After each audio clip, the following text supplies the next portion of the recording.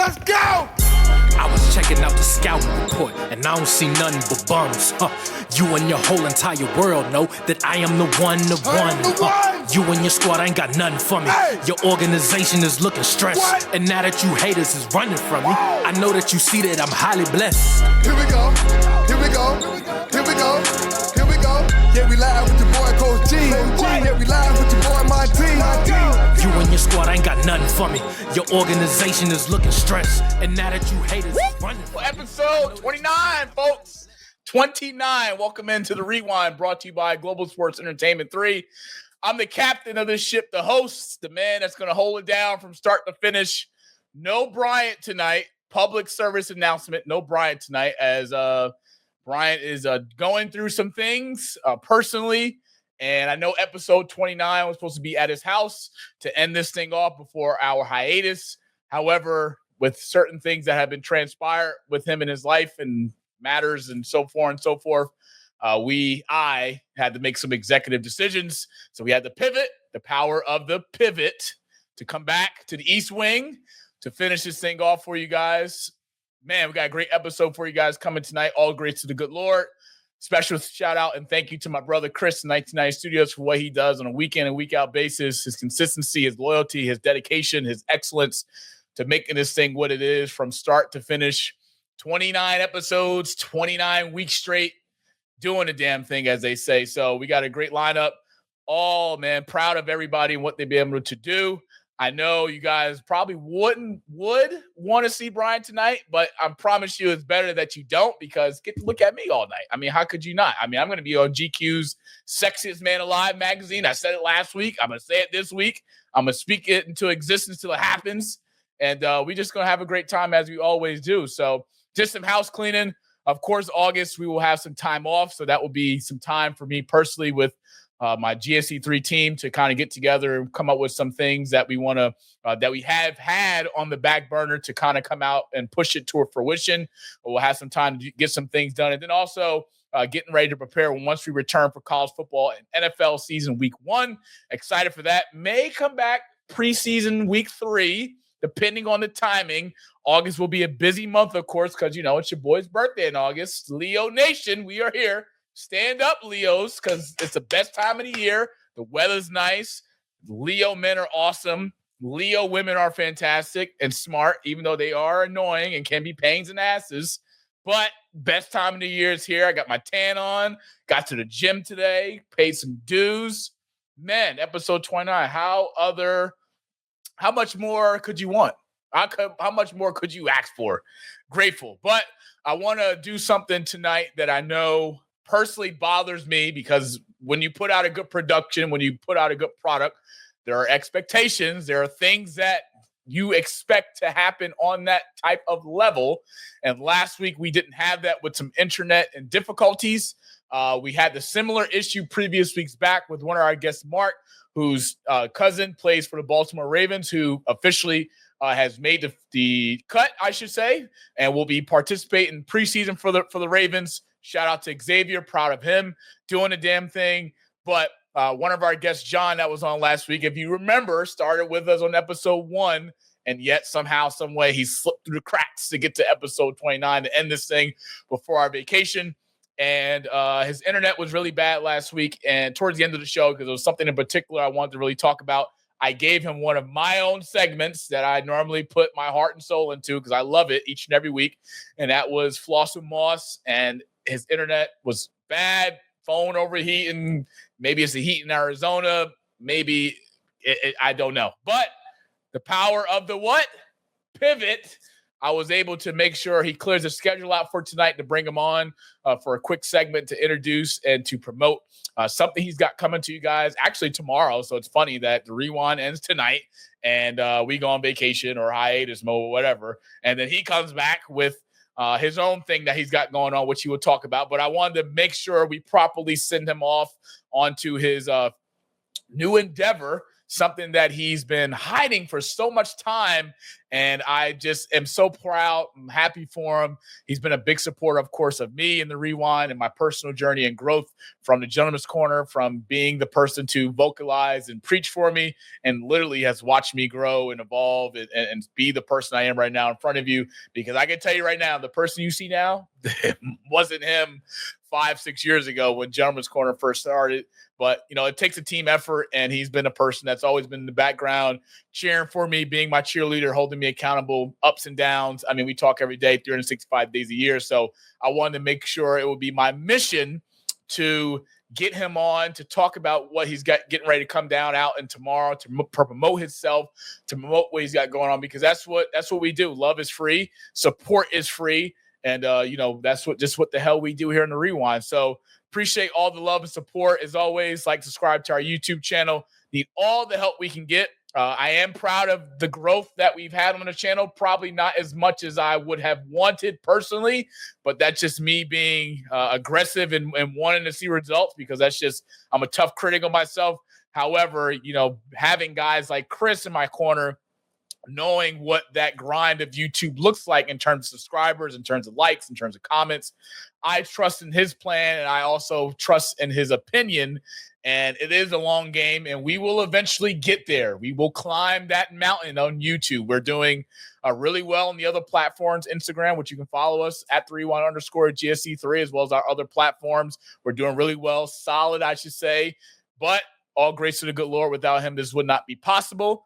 So without further ado, it is my honor and privilege again for the third time. I mean, he's made more appearances than Chris has, and he's our producer who's yet to come on to show the Ohio State colors and show off the Toronto Maple Leafs colors on the Rewind, but we'll get there. He is also a Dallas Cowboy fan, so he has no choice but to see me for the NFL season, because, boy, I tell you, they are in some trouble this year.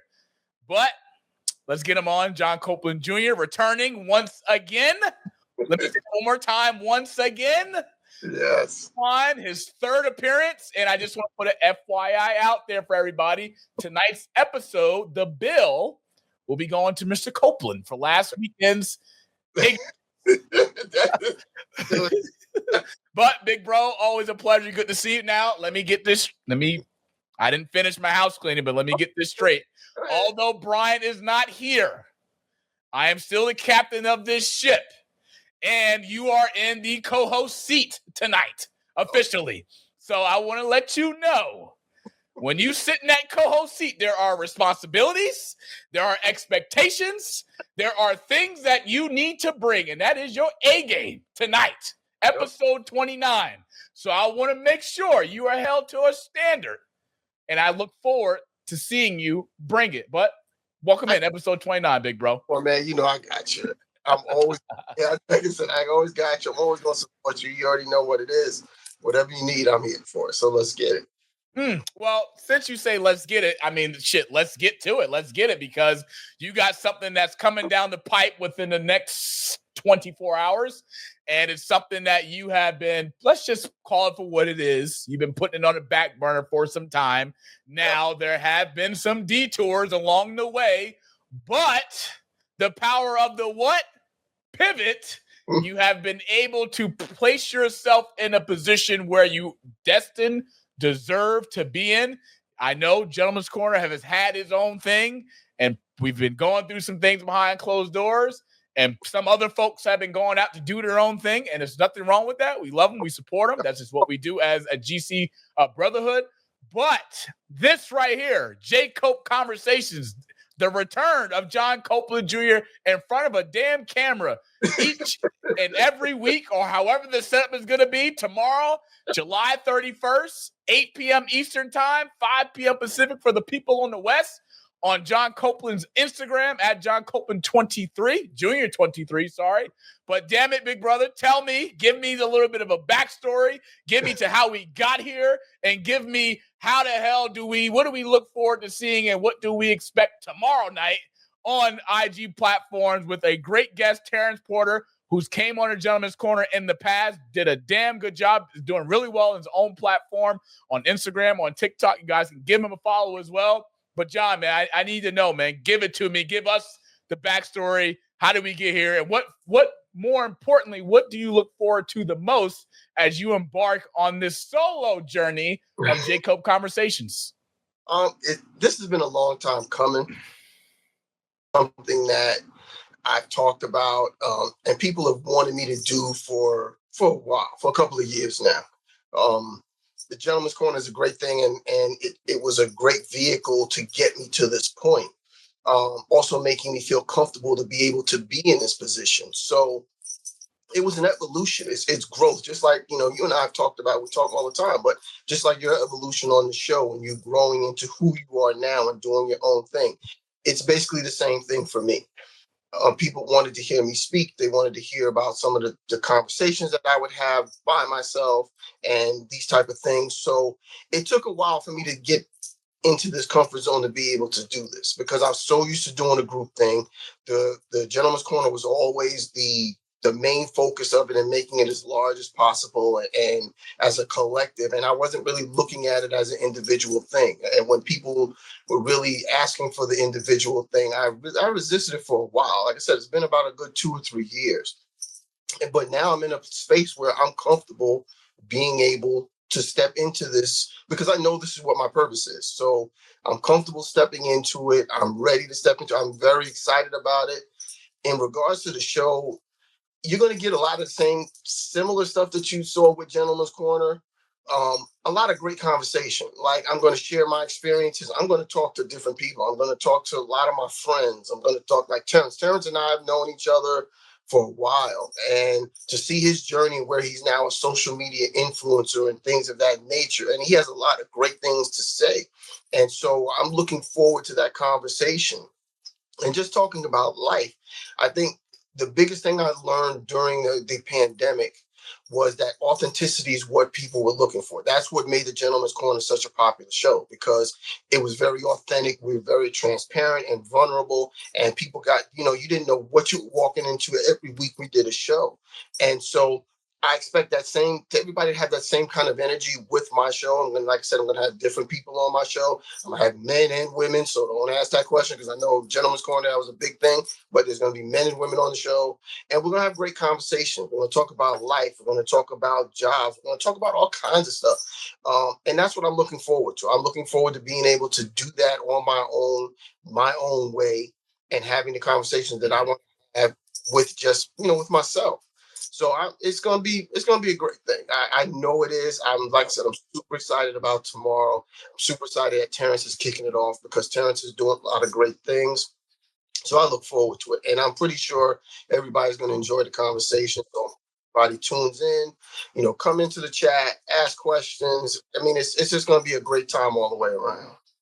Yeah, absolutely. I think it's something that's long overdue, to say the least. I know personally, you have been one of the biggest contributors, but also one of the biggest people part of Gentleman's Corner that has sacrificed the most to attempt to make Gentleman's Corner what it was. Now, we've had some distractions, we've had some bumps in the road, we've had some detours along the way, and it's no shot at anybody, but I believe, me personally, being in a position I am now, to have a platform, to have a voice, to voice certain issues or concerns. And yes, this is sports oriented and entertainment oriented, but to be able to have that different shift, where someone like you, who is very influential, who has a lot of powerful friends, who has access to things that normal people, I should say, don't.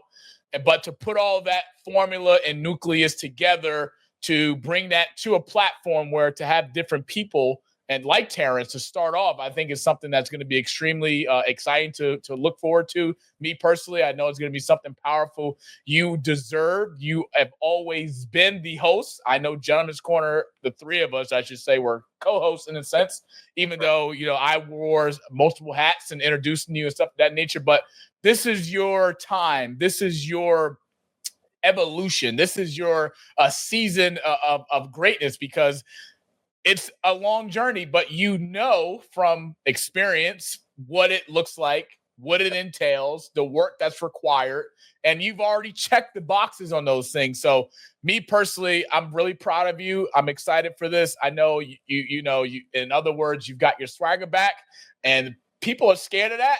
Let's just call it what it is. Absolutely. I'm not even gonna sit here in front. I know people scared of it. Like, this is not what some people wanted, but this is what they're getting. And like I said, once I stepped into it and I was comfortable with it and comfortable with everything that comes along with that, it's game over. Like, that's just what it is. I'm not, listen, man, put your sunglasses on, because I'm about to start shining and I'm not dimming it for anybody. So that's where we at.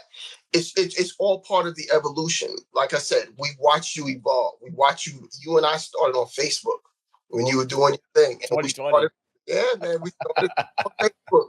And you came on the Gentleman's Corner and we all watched you grow during that 5 years. And now here you are, your own entity. You have your own thing. That's what this is all about. And like I told it every time, I'm so proud of you, because this has always been your lane and your destiny.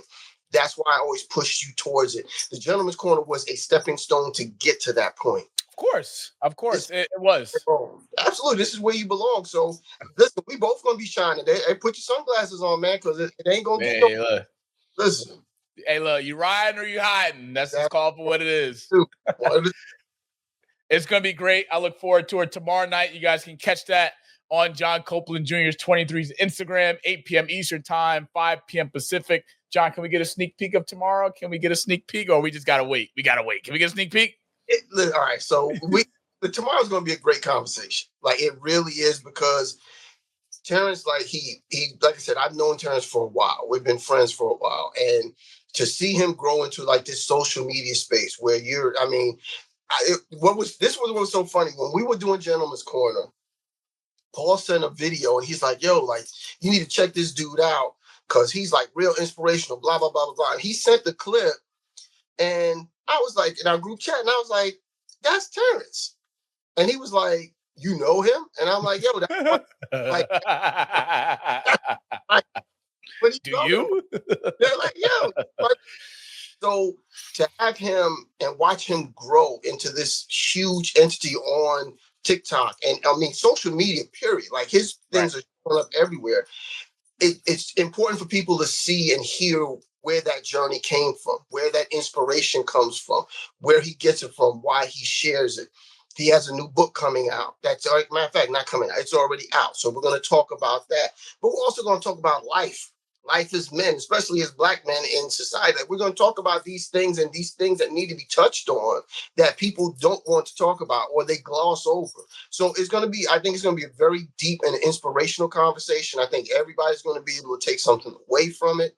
I'm looking forward to it. We're going to laugh. We're going to have a good time. But my mission has always been about leaving the world a better place than I came into it. And so that means sharing information. You can't grow, you can't get better unless you're sharing information. And that's super important for me. So it's important for me to use my platform for that purpose. So I do have a lot of influential and powerful friends, and I know a lot of people. And it's time to start using those networks and talking to these people and sharing their story, and also inspiring other people that are coming behind us. Like, that's what this is all about. So the show is basically about about being my vibe, what I want to talk about, and sharing my platform with others and exposing others to people that maybe they might not usually get a chance to be exposed to. So that's what it's about for me. And I'm looking very, very forward to it. Of course, yes, you will be on there at one point. Don't raise up your damn eyebrows. We already talked about this shit. You will be on there. We will get that together. A little hiatus, we will figure it out. I look forward to coming on. It'll be a great time as always. You know me, I'll make time for you. Doesn't matter. Give me a date, give me a time, name the place. I'll be there. I most importantly look forward to seeing you in a few weeks. I'm happy you'll be home. I know. I'm happy you'll be home. Leo season. We get to break bread, get to celebrate. Long overdue. It's gonna be a great time. So, John, I know you've been cooking. You cooking. Yeah, I'm definitely cooking. You smell that? Smell it? I smell it.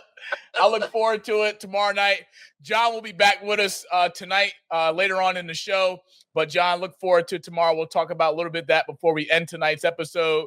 But you can go back to the green room, get your snacks, get your tequila, get what you need. And we'll see you back here later on tonight's episode. John Copeland Jr. See you in a little bit, brother. All right, brother. He's working hard tonight, folks. John Copeland's working hard tonight, earning his paycheck. Just like I said, tonight's episode is going to John, the invoice. So, Chris, when you send the invoices for tonight's episode, you send it to John's email, not mine. He's got it. He's got the bill. This person that's getting ready to come on, I want to say personally thank you. It was funny because in a weirdly way, during our pre-show production meeting with Chris and myself and her, or the beautiful woman coach mentor that we're getting ready to have on, she had a background that struck, I guess, lightning, I should say. Deja vu. I don't know if people out there experienced that, but I had a dream long time ago. Couldn't tell you how long. May have been a year, may have been 2 years. I don't know. And her background, she had a picture in her background on the wall in her office. And I was like, yo, this is deja vu right here. And she looked at me like I was crazy. I was like, no, I saw that. And she whatever. But I just want to say personally, Bryant was able to bridge the gap to get this person on. She was able to make some things happen on her schedule, move some things around. And, we're always grateful for the individuals that clear their calendar for us, make the time to come on the Rewind. I know time is precious. And, my grandma always used to say, people make time for things they want. And this person, this woman, this educator, this it's been a blessing for her to make time for this. So it's going to be awesome. Can't wait to get her on, but I want to give a little bit of a background detailer before we get her on, as I always do with any of our guests. This woman here is a mother, a daughter, a sister, a auntie, a friend, a mentor, a coach, nonprofit founder, executive director of Rising Stars PRS, INC. Her purpose, their purpose, is empowering female athletes. This purpose comes from recognizing the benefits youth athletics made in her life and encourage her to want to share through coach traveling basketball, both religiously and on a national circuit. Another huge part of her private and professional life is addressing substance use and mental health. She is older to mention her accomplishments from the 80s. Number one, they weren't all that. And to mention, to some, they may seem corny. We don't care. What qualifies her to discuss women in sports? She is engaged at a youth level, a fan as a college and pro level, and most importantly, she's a person that can talk to the point where some people wish she would just shut up. But we ain't going to do that tonight. We want to introduce and welcome in on our first appearance, and it damn sure will not be her last. Coach Angela Jackson, Chicago's finest, is in the house. Coach, it's an honor. It's a privilege, most importantly, to have you on the Rewind, episode 29. I appreciate you making the time out of your schedule. Welcome in. How are you on your end? Thank you. I'm doing great. And I know you must have been talking to somebody when you said some just want her to shut up. That is very, very, very true. So I don't know who gave you the inside scoop on that, but that's facts, bro. That's facts. I don't know. You know what's funny, Coach Jackson? Any guest that comes on the Rewind, one of my mentors always told me, in the world of sports, when you're doing this, rather it's broadcast and reporting, journalist, media, sideline reporter, commentator, whatever, production person, any person you come across or any person that's on your platform, KYS, and that stands for know your shit. Excuse my language, but I have to know that, and it's a privilege. There's something in here that kind of, I wouldn't say triggered, but kind of gave me a different, even more level of love for you. One of the things that's in here that you sent me that I really love is another huge part of your private life and professional life is addressing substance use and mental health. Now, what I mean by that is, me personally, I went through a very different, challenging trauma, mental health experience. I used to live in Rhode Island for a year. John will tell you all about it. That's the experience in a lifetime.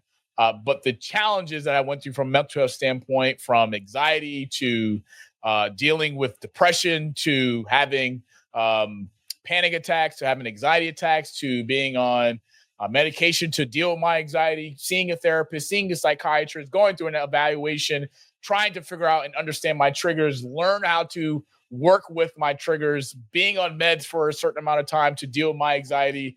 Man, there's just so many things. So it's an honor and privilege to also be on an episode and a platform where someone that may not be a professional, but damn sure knows how to deal with it and knows what it looks like. And it means a lot for you to be involved with that in some degree. So personally, mental health to all my fellas out there, don't care what skin color you are, how old you are, see a therapist.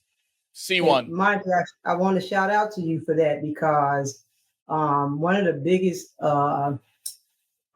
obstacles to people getting help is stigma. And so as young people, you guys are changing the game because you're speaking openly about it and not allowing stigma and shame to prevent you from getting help. People sometimes carry loads they don't need to carry because they're ashamed because we've made the stigma of what mental health is. And if I was dealing with cancer or asthma, nobody would say, you don't need to see a doctor. You don't need to see, you don't need any professional help.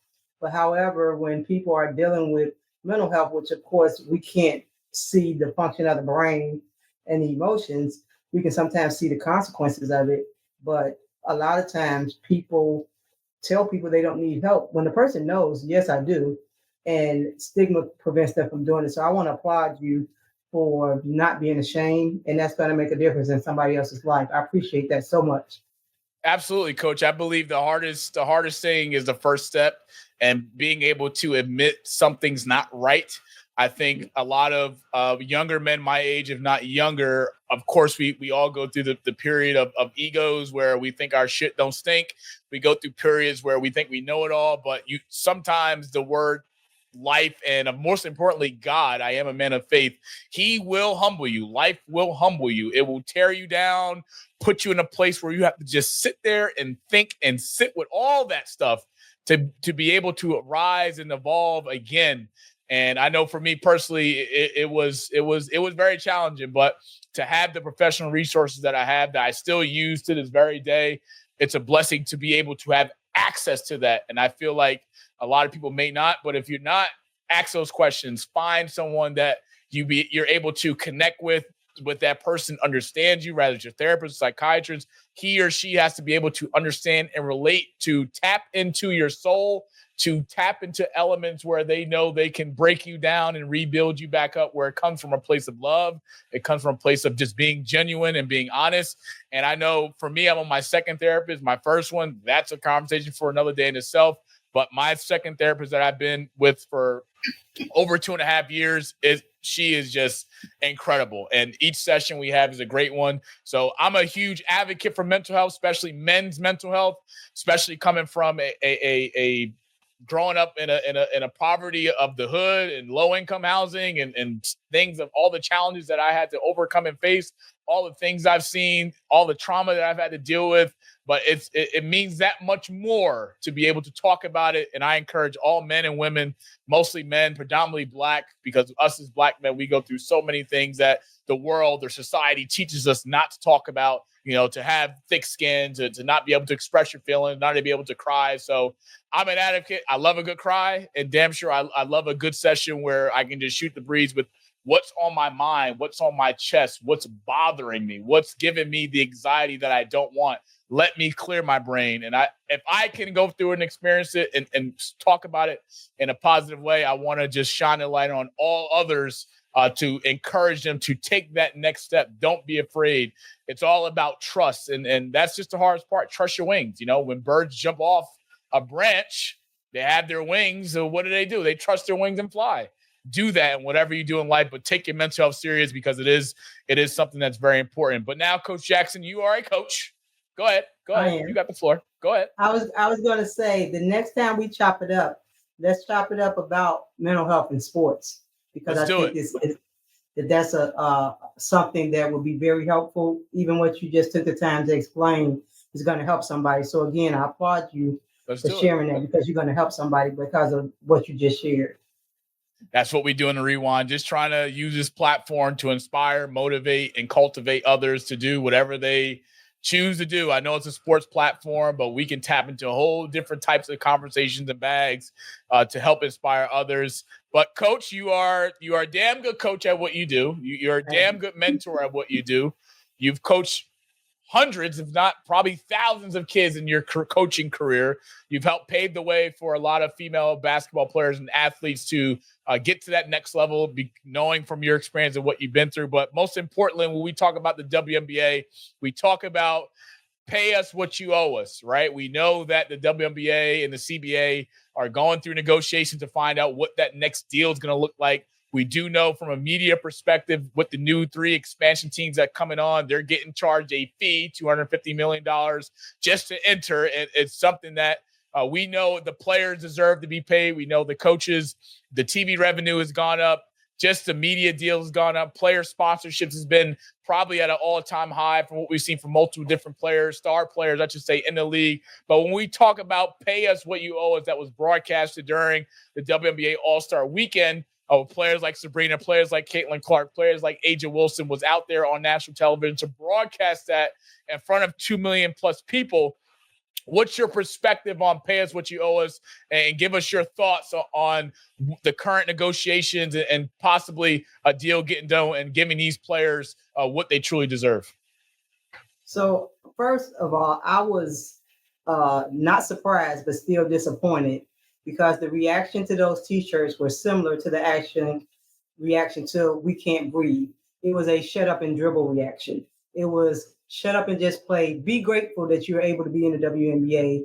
And some of the YouTube feedback the next day on Club Shay Shay, he said they better be careful. Colin Cowherd said they lost their mind. They need to grow up. Just the response from the media, who sets the narrative of how the public ends up receiving a message, was like, they crazy. No, they're not. So I'm glad that you started the conversation with an educated point of view of why would, if they're not making money, or there's not an anticipation of making money, why would billionaires be buying franchises? Who says I want to buy a business that I know is not going to be successful? Because they see where the projected earnings are going. So when we're on this level, and we're having a chance to negotiate for our next thing coming up, then we're negotiating for what we know is coming down the line, not for what was on the back end. So those players know that right now they're not trying to get the same as the NBA is getting. The NBA gets 50% of the revenue. The WNBA gets 9%. And so they're just saying, give us a fair share. They're not unintelligent. Nika, I'm having a hard time saying her name right now, but that plays for Seattle, the president of the WNBA's Player Association. She graduated from Stanford. She's a descendant of Nigerian parents, and they're serious about education. So she's not stupid. So she's not going in there saying, we want y'all to pay us this amount, and not having any idea where they're going to get the money from. Right. Now, they don't disclose their profits, but she knows they have the money. Because just like they have the money, if they're charging $250 for these new teams coming in, and then the media rights that they got coming up, $200 million a year in media rights coming up over the next 5 years, they're going to have money coming down the line. And see, when we, in other sports, men's sports, when they have a contract coming up, but they already under contract and they want their contract renegotiated, people complain, no, you signed that contract, you better, that's what you agreed to. So therefore, don't agree to something right now where there's more money down the line, because then when you try to come for that money down the line, they're going to complain then too. I never understood why poor people, middle-class people, always seem to side with billionaires. I don't understand that, but that's what really happens. And it's because of the narratives, because we have people like Colin Cowherd, Shay Shay, all these people saying they crazy for wanting more money. No, they are not asking for anything other than what they believe they deserve. And as you saw, B did the Unrivaled League 3-on-3 so that they wouldn't have to go overseas and people wouldn't be in a situation like Brittany Griner was in, where she ends up in a Russian prison. So they're doing that because they don't make money like that. They want to live a good life. They've invested a lot to be in the WNBA, and they deserve the opportunity to make a fair wage. Yeah, it's something that, of course, the Unrivaled League, we talked about a little bit last week when we had Marissa McLean and John on with how successful the Unrivaled League was in year one and the amount of money that the players made, more money than they probably would make in a WNBA year with their current contract or current salary with the organization that they're with. But more importantly, I think when we talk about the expectations for this new CBA deal that is getting ready to come down the pipe and not understanding, I think we all have to understand here that these players have the power to hold out. The NBA had a holdout back in 2010, 2011 season when they went through the whole breakout with the new deal that was on hold when, of course, when, God rest his soul, David Stern was the commissioner and those players held out. The WNBA has the same power, the same voices, and the same platform to do that exact same thing of pay us what you owe us. Because yes, people say, well, the WNBA is minus 50 in the bank. Well, not really, because look at what the star-studded power that we have. We get to see each and every week, and look how much more the media has invested, which they should have been doing for the last 10 years or so, that has elevated and cultivated players in the league, like Caitlin Clark, like an Aja Wilson, like a Napheesa Collier, like a Sabrina Nusko, like a Brianna Stewart, and so on and so forth.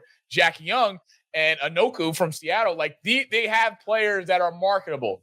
Now, the difference is give them the push that the players rightfully deserve, where we can have players like Aja Wilson who can get endorsement deals with Nike and who can come out with signature Nike shoes that, yes, she is an AKA, and yes, that's going to be a marketable brand herself for her sorority, which is super smart to do a colorway. I think that was one of the smartest things that I've seen in a while with the power of the AKA sorority.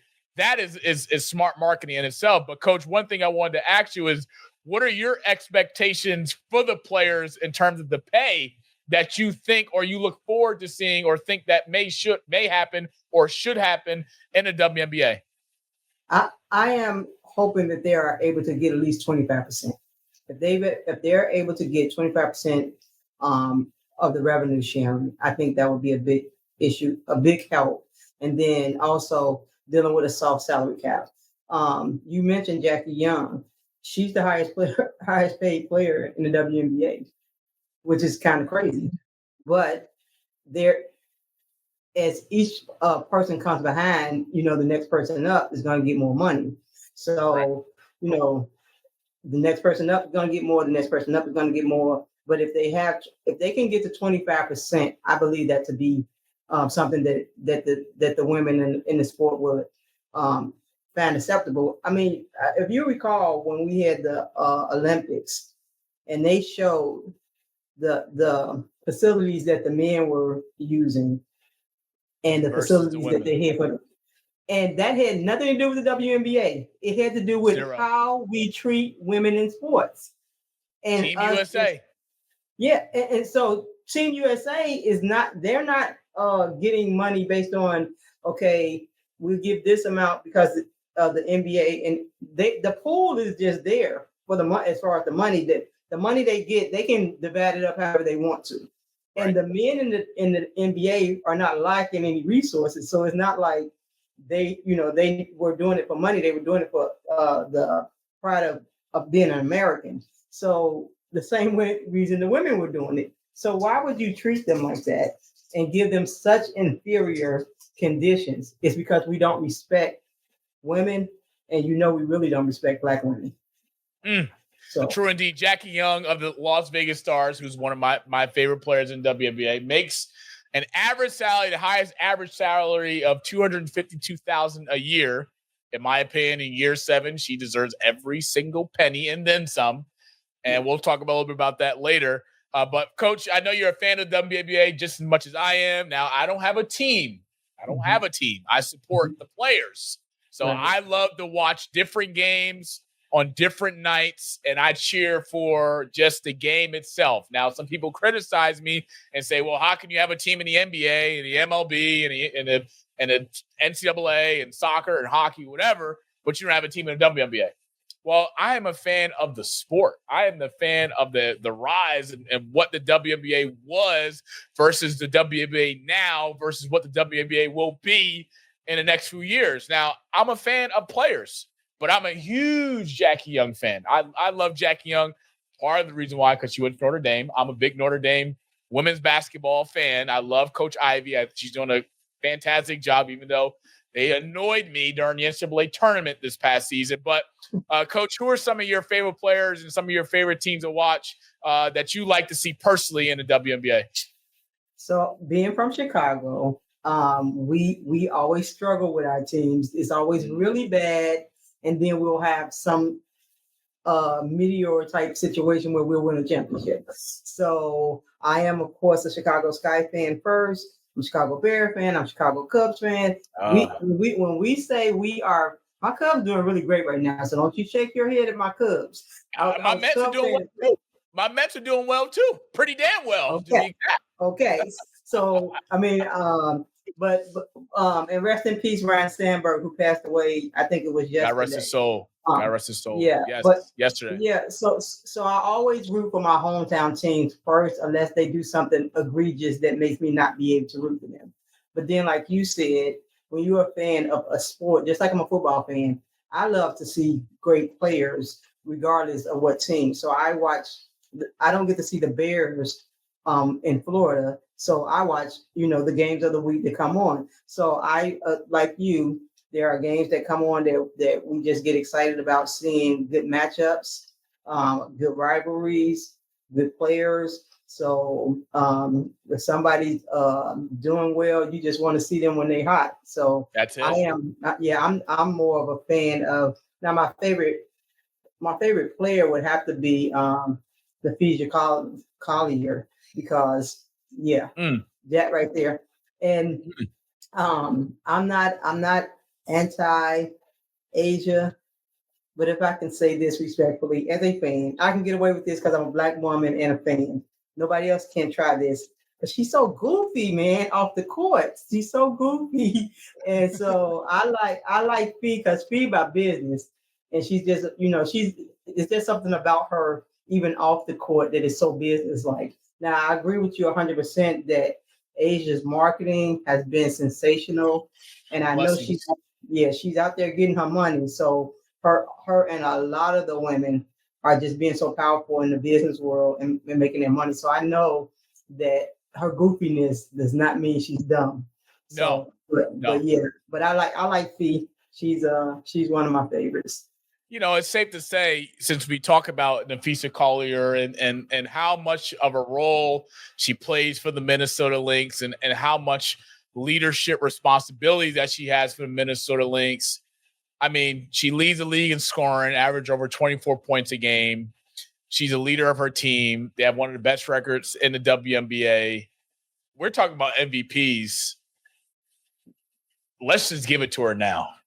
And there's no shade to Kelsey Plum or Aja Wilson or Mitchell or Inusko from New York, but the just what Napheesa has been able to do last year, and then train her ass off in the offseason, and then do the Unrivaled League with her husband, who's the president, CEO, co-founder, along with Napheesa, and then just what she's been able to do coming into this year. I mean, at one point early in the season, she was averaging 30 a game. And Minnesota started off with one of the best record in the WNBA behind the Liberty before they both started to lose a little bit. But hands down, my MVP this year is Napheesa Collier. Would you agree?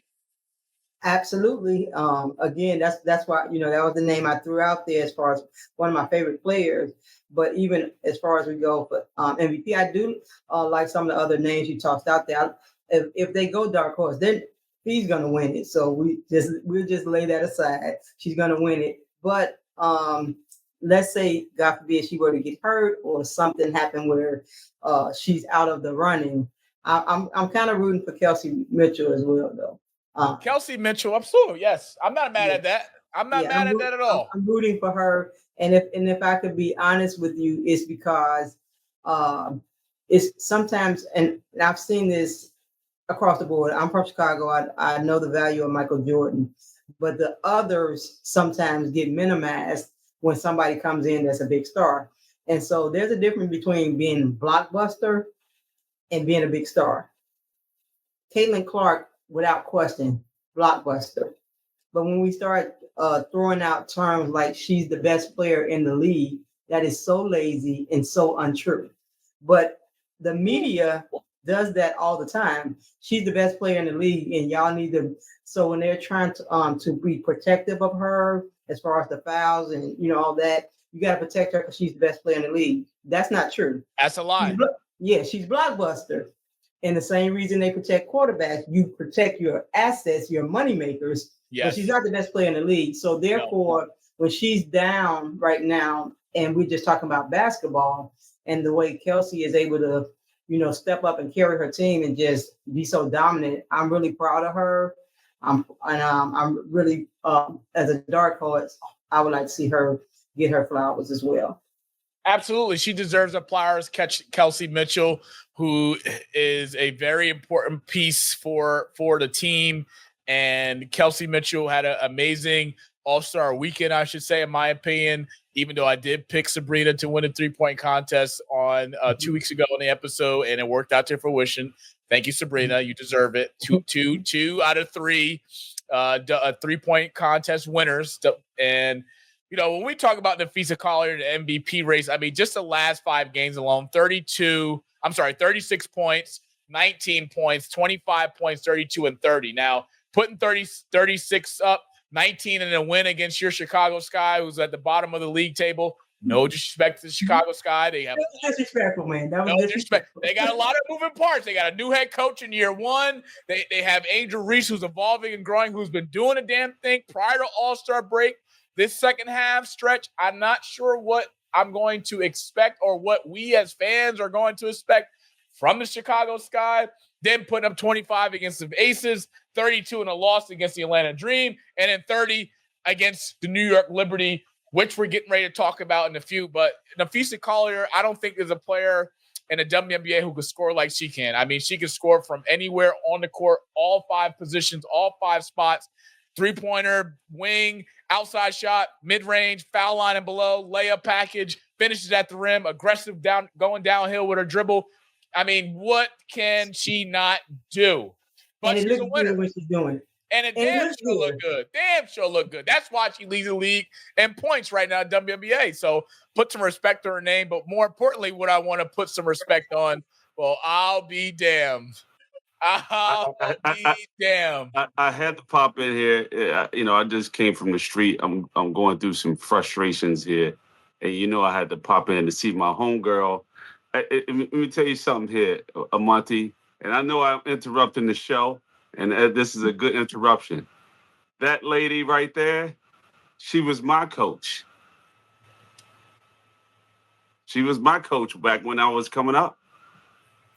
Basketball. You know what? It's so funny because as far as age differences, and this is what you can say about coaching. Some coaches, when you're not as talented, you have to think the game. Yeah. And so even when I was young, I was always thinking the game as a young person. So it wasn't like I was 10 years his senior. I was young, but I still thought the game in a different way. And people think height makes a person a point guard. It doesn't. I was not a point guard, but I thought the game like a point guard. And so that's what coaching really is, people who can think the game. Bryant, I'm so glad to see you. When you popped up, I had to give a big smile. Even though, I know the frustrations of life, man, happen, but it's still really good to see you. And I'm glad everything's going to go well. Regardless of what happened today, tomorrow, everything's going to go well. Everything is going to be all right. But I just had to pop on here to tell this young man some real stories about how tough was I. I was a bad motherfucker when I was coming up, right? You were, and you still a bad MF right now, right? I tell he don't believe me. I played all three sports. Not only played but dominated. I was in Chicago 2 weeks ago, and as I rode down 63rd Street, I looked over at where I forgot the Catholic school. I looked over there and I thought about, back then how dominant you were, and we were proud of you, Bryant. We really are. We're really proud of you because we really expected you to be playing on Sundays. Hey, I was close. Yeah, I was close. But close. God's plan is better because He wanted you to be an influence in the lives of the people that you end up influencing through coaching. So God's plan was better. Coach Jackson, you want to know a fun fact about that? What's that? Had Bryant been able to play on Sundays, I never met this ballhead son bitch. Right, that's what I'm saying. It was God's plan. It was God's plan. Grace. He had a bigger plan. But you know what he's not dominating in? What's not dominating in? What? Being a co-host on this show. He's got to do better. He's got to do better in the film room, in the stat room, in the game, watching the film, breaking down the tape. But the beauty of it is I've been carrying his ass for 28 weeks straight because he missed one episode. So now we get to go into a position in a season with the football season getting ready to return. Let's see if he can carry me. Let's see if he can carry me. It's a team game. It is a team game, but he raised, man. I may not be able to do WNBA and break down the game, but football, I can do it. Football is what I do. Football season's coming, Brian. Game, Monty. Let's see. Let's see. Tell him it's a team game, and I know this game better than he do on the back of my hand. He better learn from the old head. That's without any question. But Edge, man, let me tell you something. When I was young. I was probably about 7, 8, and she basically taught me how to dribble and how to do certain things and how to shoot the ball. And I sat back and I used to sit there and watch her dribble. She used to go up and down the sidewalk, in front of her, towards our house. I couldn't cross the street ever because my mom would let me cross the street ever. And I used to sit there and watch her dribble the ball, and I was amazed by that. And I keep trying to tell everyone in the world, and even you, young man, that Chicago's basketball, when it came down to the women, man, you talking about the WNBA,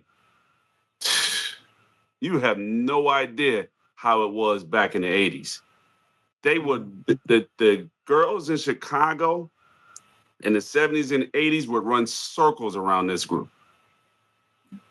Circles. You know what, Brian? The other thing, because you mentioned the outside part, and we're going to talk a little bit about youth sports coming up, but that was pre-trainers. That was pre-money. That was when, if you wanted to be good, you took your behind outside and you worked. Yep. And that's the way we got better. We were in alleys playing on crates and bicycle rims and whatever we could get a hold of in order to play. And we went outside and we worked. But now it's really, if you got parents that can afford somebody to train you, you can afford somebody that can have you in this travel team and do this and do that. And the game's changed so much that it's really about money. If you're unless you're extremely athletically talented, you can overcome it. But pretty much kids are coming up from, like you said, 7, 8 years old, 8, 9. They're on travel teams. They have trainers. They have this. They have that, and they're just progressing on up the ladder. Whereas I would have never been in sports if that was the case, if I would have needed that, because my family couldn't afford that. Right. So my family could afford to say, go outside and play. And I figured it out from there, so. Yep, man. Those were the days, man. It's very, very good to see you, man. I haven't seen you in years, and I got to stay away from the hood because the hood is rough over there. It's rough. Hey, I haven't seen you, but I'm watching you. I haven't seen you, but I'm watching you. So I've seen what you've been doing, and like I said, I'm really proud of you. 54 from Just Thing. We got a lot of people we're proud of, and you're one of them for sure. Thank you. Appreciate it. I really do. Yeah. Brian, how long are you here for, man? You just here to pop in and pop out, or what are you doing? I'm here to see what you. I didn't look at his script or nothing. I just had to pop in. Goodbye. What do you mean? Goodbye. You didn't look at his script. You didn't. I had no time to look at the script. I was going through it, so I know. I had to come in just say hello to Coach Angela Jackson. I was in her brother's. Say hello to me. No, I talk to you every day, but I was in her brother's wedding. Sure was. That's another person we're proud of, our 54th and Justine. Yes. I'm proud of my brother. And we'll, even though this is a sidetrack that might be annoying Monty, we do want to say big shout out to Chicago, big shout out to 54th and Justine, but we got some black men who have stood up and done great things, and we're proud of them. So like I said, good to see you. And even on topic though, Monty, we still again talking about youth. When we talk about my brother was not a great athlete. But in elementary school, I remember him winning like an MVP award. And I remember some of the other guys that were in that 8th grade graduation class, they were pissed, man, because my brother wasn't that good. But he had those other things that make you great, which is commitment and hard work. And sometimes people lose that. And that's the reason I kind of wanted to touch a little bit on the youth sports thing, is because we starting to develop entitled kids and kids who think highlights and all those type of things like that are what's important versus putting in the work. And coaching hard is now a very hard thing to do because parents don't want their children to go through any adversity. They don't want anybody yelling at them. They don't want anybody doing this and doing that. And I agree that my generation might have been a little too far when we start thinking about Bobby Knight and some of the others who just were kind of out there crazy. But I think we've gone to another extreme with youth sports where we're not developing character.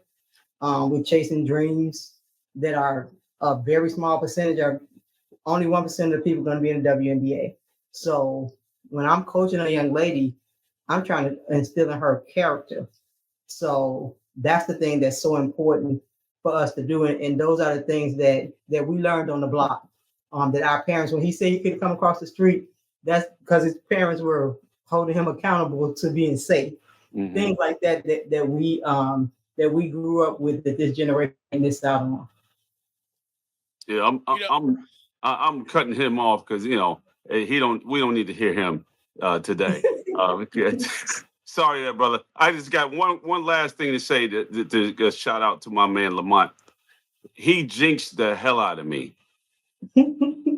He jinxed the hell out. You know what he told me when we were because he's older than me. I think he's like 4 years older than me or something like that.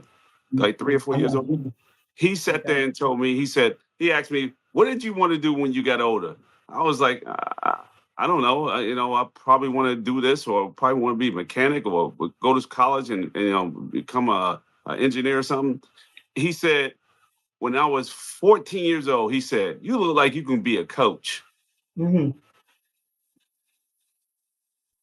I coached for 30 years. There we go. How many state titles? A lot. Yeah. How many kids you put through to college? Countless. I lost count. In multiple sports. I just, he saw it. I didn't. Whatever it was, man. He called it.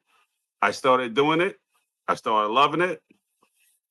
I left playing alone, and have produced a lot of young men in college, NFL, NBA. Good stuff. The pride of 54th and Justine. Again, we're super proud of you, man. We are. Started there with Lamont, man. I love that young man. That's my guy. But go ahead, Monty. Finish with your script, son. Sorry to interrupt you. Kumbaya. You're good, brother. You're good.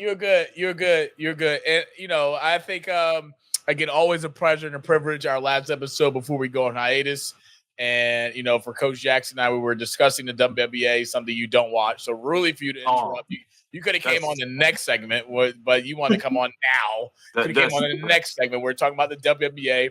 But when we talk about when Coach Jackson said the youth trying to instill character and them chasing a dream, part of me disagrees with that because I believe from experience with Coach Gar, from recruiting visits to seeing the games on a football and basketball scale to seeing the trajectory of how recruiting is in the high school world, especially in the elementary world, and what these coaches do and players. I think a lot of players today, they're chasing a fantasy of what it looks like. The power of social media, the power of a lot of social media influencers from a basketball perspective.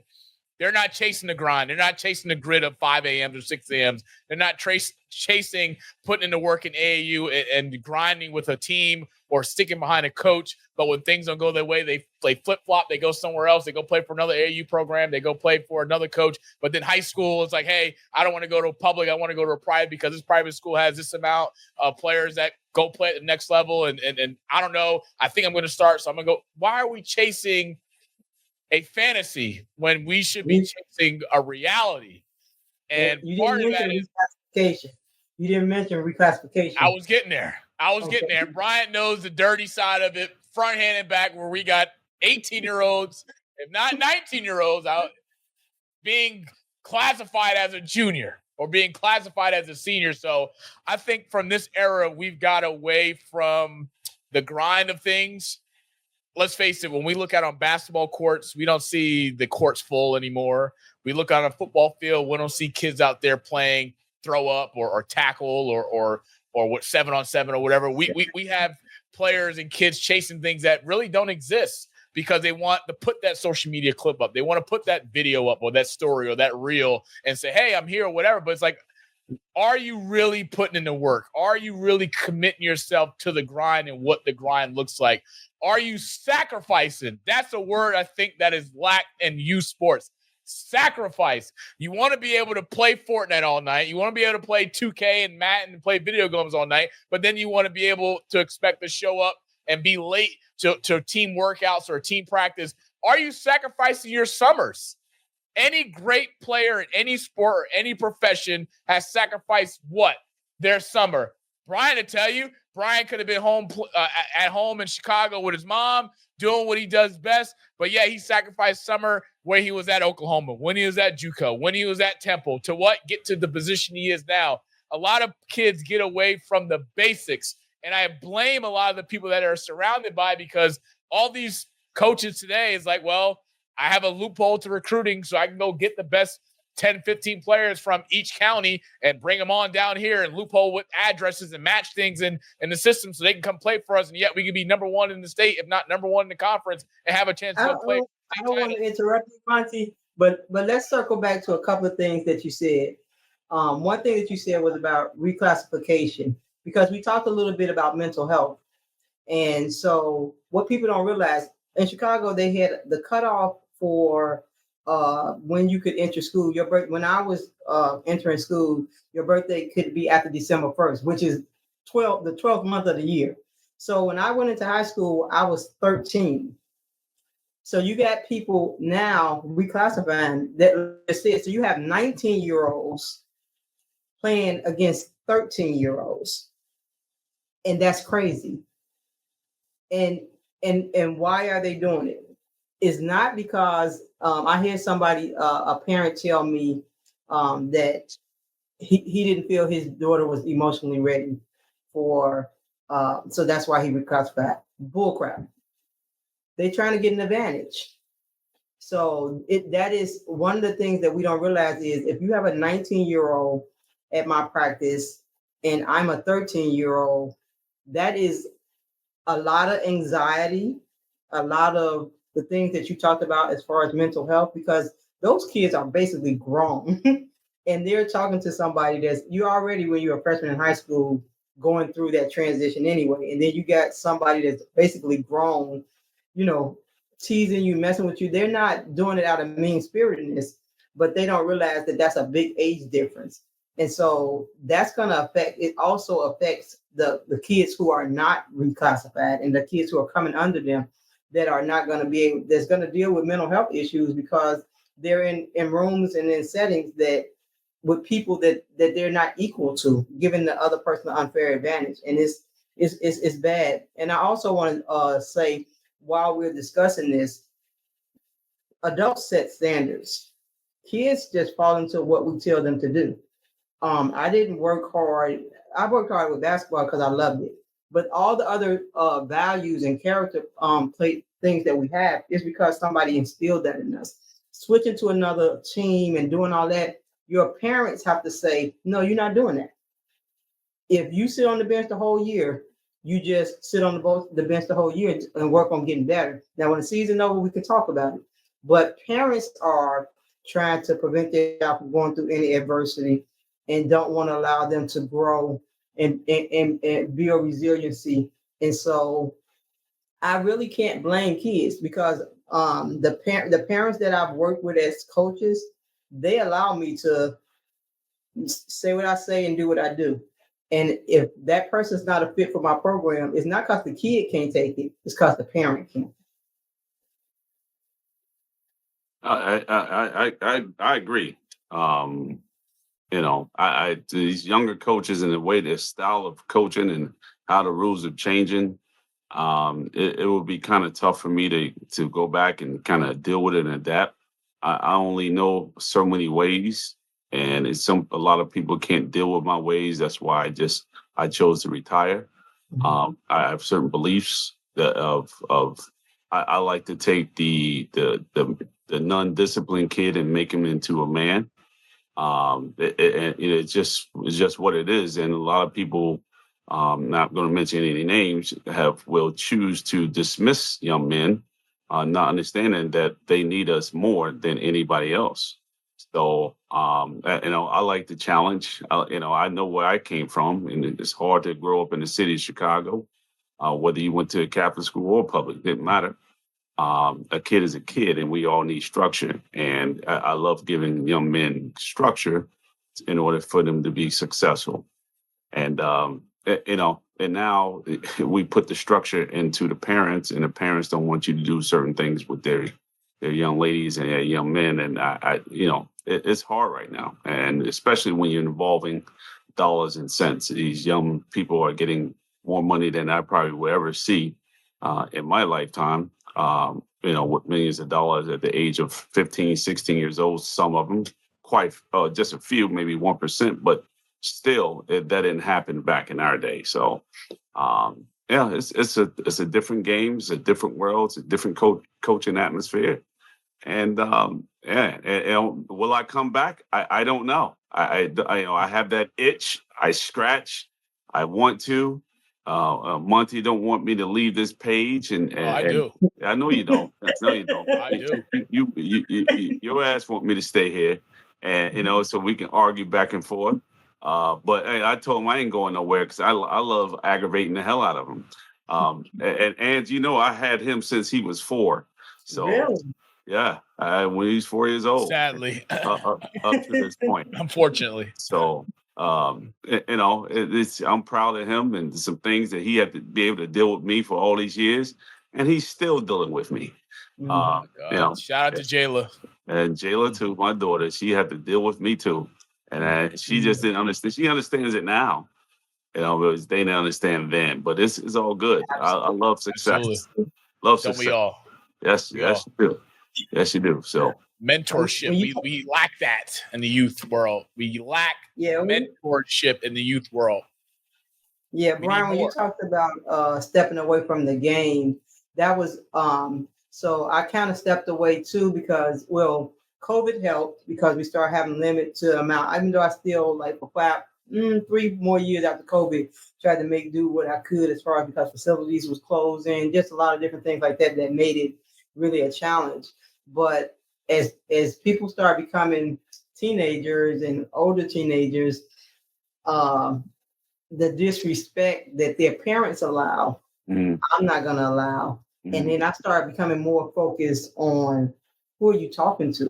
Why are you talking to your mother? I started losing my focus as far as coaching and really being focused on the mentorship part of it.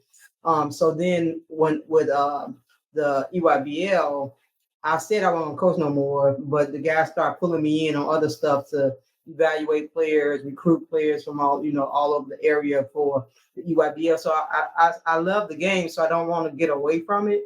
But I I hate losing more than I love winning. And so I still appreciate like being connected without the stress of being connected. So you'll find hopefully you'll find another role within the game that's tolerable for you, where you'll still be able to touch lives, of course, and also give your expertise into the game, but not the stress that come with it. I need this young man here to be on ESPN so that can be part of my role. But I don't know what the hell's taking him so damn long. Me? I'm doing the best that I can, brother. You got to do something. The politics at B, man. I won't say. And Coach Jackson said something too, man. Because when I lose, I hate the world. I'm pissed off, and you might want to leave me alone for maybe a day. But it fuels you. Losing fuels all of us. So Coach Jackson's always been a pleasure. You can't.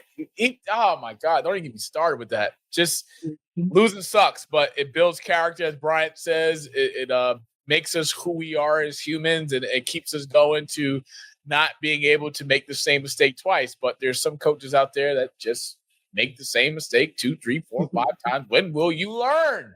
When will you learn? Well, we ain't going to mention Shannon Sharpe. No, we won't do that. That's tonight, later on tonight.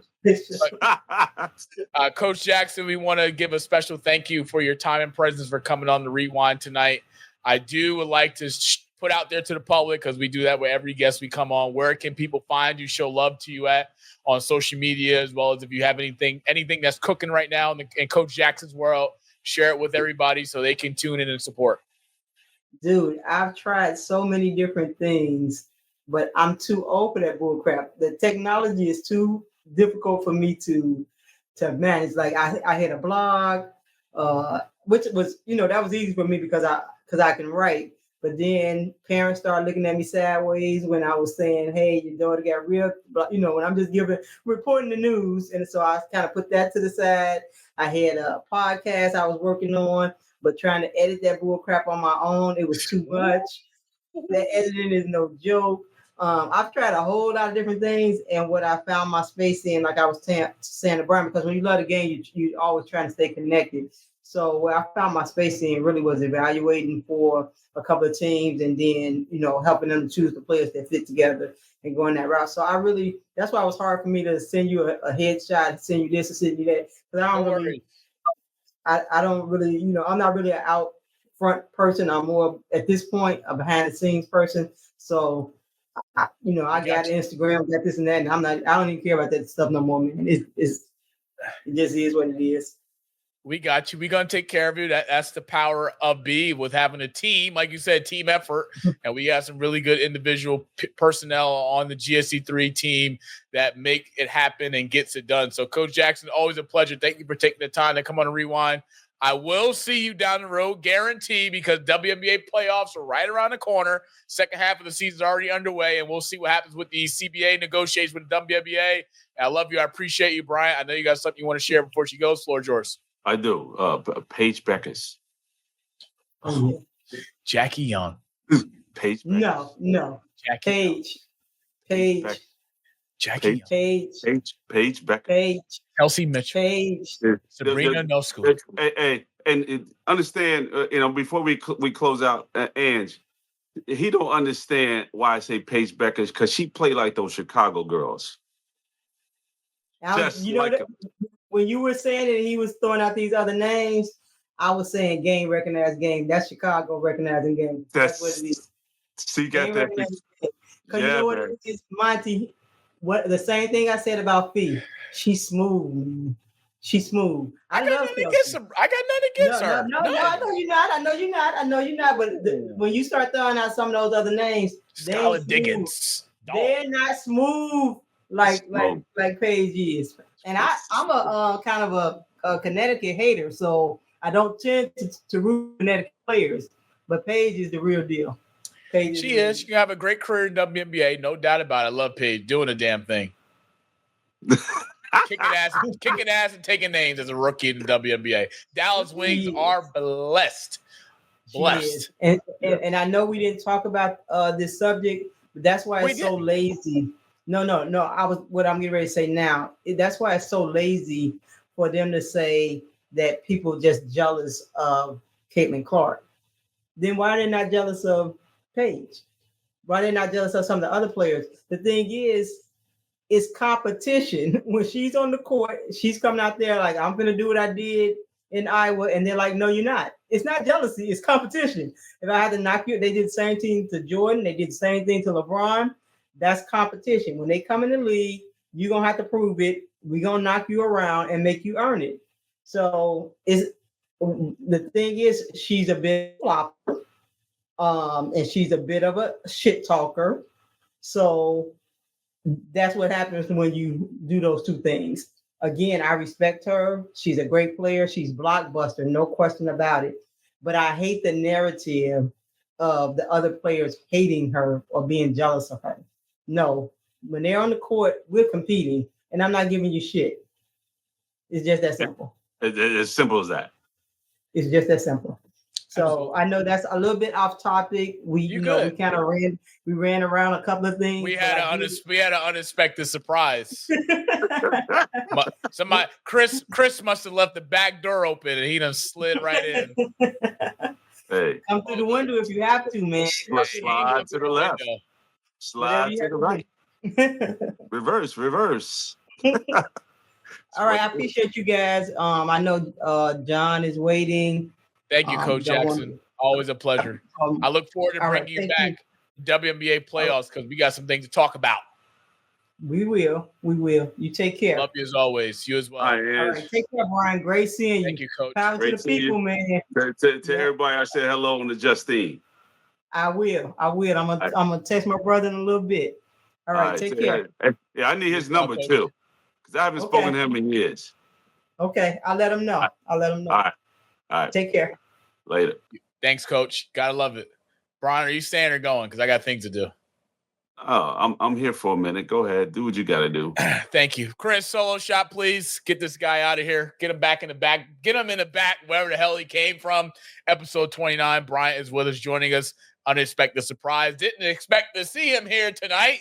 After he told me he wasn't going to be here, we were supposed to be down in his basement doing episode 29 together. Keyword, together. But things happen. Life happens. But I just want to pick up on a few things that we didn't get to touch on. That's the Aces versus Los Angeles Sparks yesterday. 89-74 is your final. A'ja Wilson, 34 points, 10 rebounds, double-double. But special shout-out to who? One of my favorite players, one of my favorite guards and forwards in the WNBA, Jackie Young, with her first career triple-double, 18 points, 11 rebounds, 11 assists. Woo! Did the damn thing. Did she do it, Bryant? You didn't know because you didn't watch it, but I did. Aces got the W, got the win. Of course, they're 14-13 on the year. Second half stretch is going to be very crucial, but if you can get performances like this from A'ja on a dominant night in and night out basis and have Jackie Young contributing along with Alicia Gray, good things will follow with Becky Hammond as a coach. So shout out to Jackie Young. Triple-double, first of her career, long overdue, year 7 in the WNBA. And you know why I like her. Why? Because she's a Notre Dame Fighting Irish. Shout out to Coach Ivy. Sparks with the loss are now 3-9 at home this year. Kelsey Plum led the team in scoring last night's loss with 22 points. Dominant play from A'ja Wilson, showing us why she is the league's MVP, or arguably with Napheesa Collier leading the league in scoring. We shall see what happens with that. But looking forward to see what Aces do in the second half of the season. WNBA Finals rematch took place tonight also between the New York Liberty and the Minnesota Lynx. I was looking forward to watching that, but of course, episode 29 was more important. But looking at the score, Minnesota got the W. Napheesa Collier, 30 points against the defending champs. This is a WNBA Finals rematch from last year where I had Minnesota winning, but I knew the nuclear of what Sabrina capabilities are on the offensive end and what she can do in taking over a basketball game. Did that in last year's WNBA Finals, and Minnesota with the win. We may see these two teams face off again for a rematch. Just might see these two teams match up. I personally wanted to see it to be Blockbuster, but we shall see what happens. Youth sports was a big thing. Men's coaching, women's sports was a big thing. Coach Jackson doing the damn thing, as always, holding it down. Chicago's finals. I can't believe she coached Bryant. I couldn't even imagine Imagine what it was like to coach Bryant in his youth years. I mean, my God, freak athlete. He probably was the biggest asshole on the court, on the football field, in the locker room.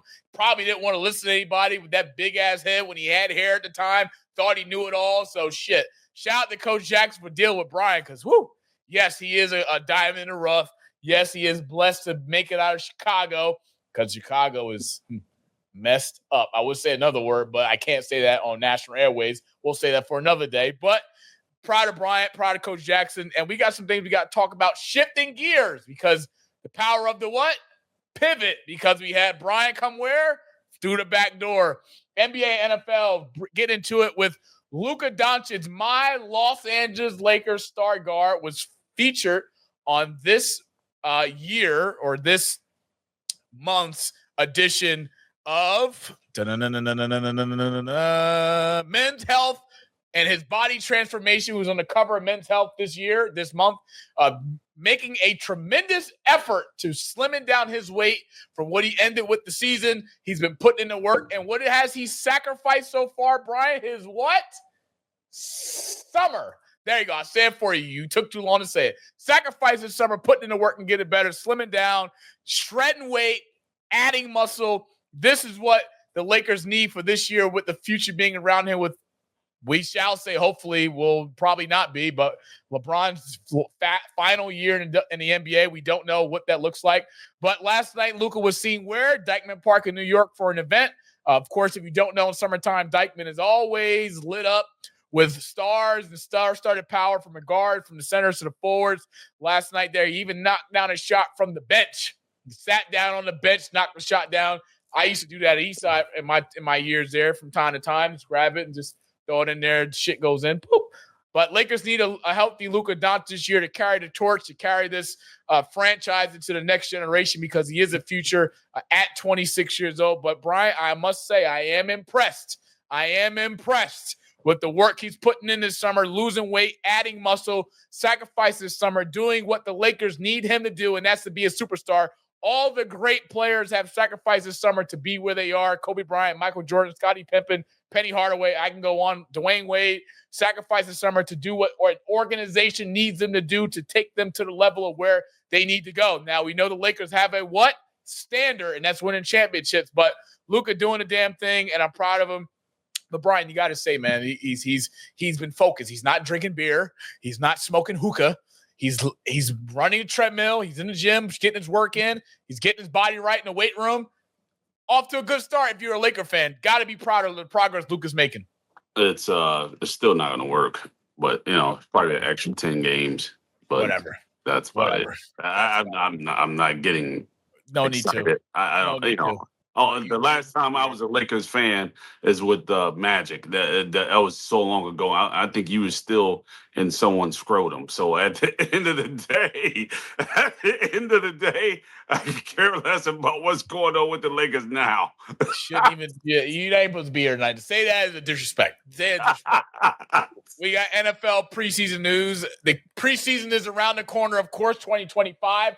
But yet us as fans, we get the opportunity to see football in action tomorrow night. The NFL Hall of Fame game every year in Canton, Ohio. Of course, with the 2025 inductees for this upcoming year's Hall of Fame.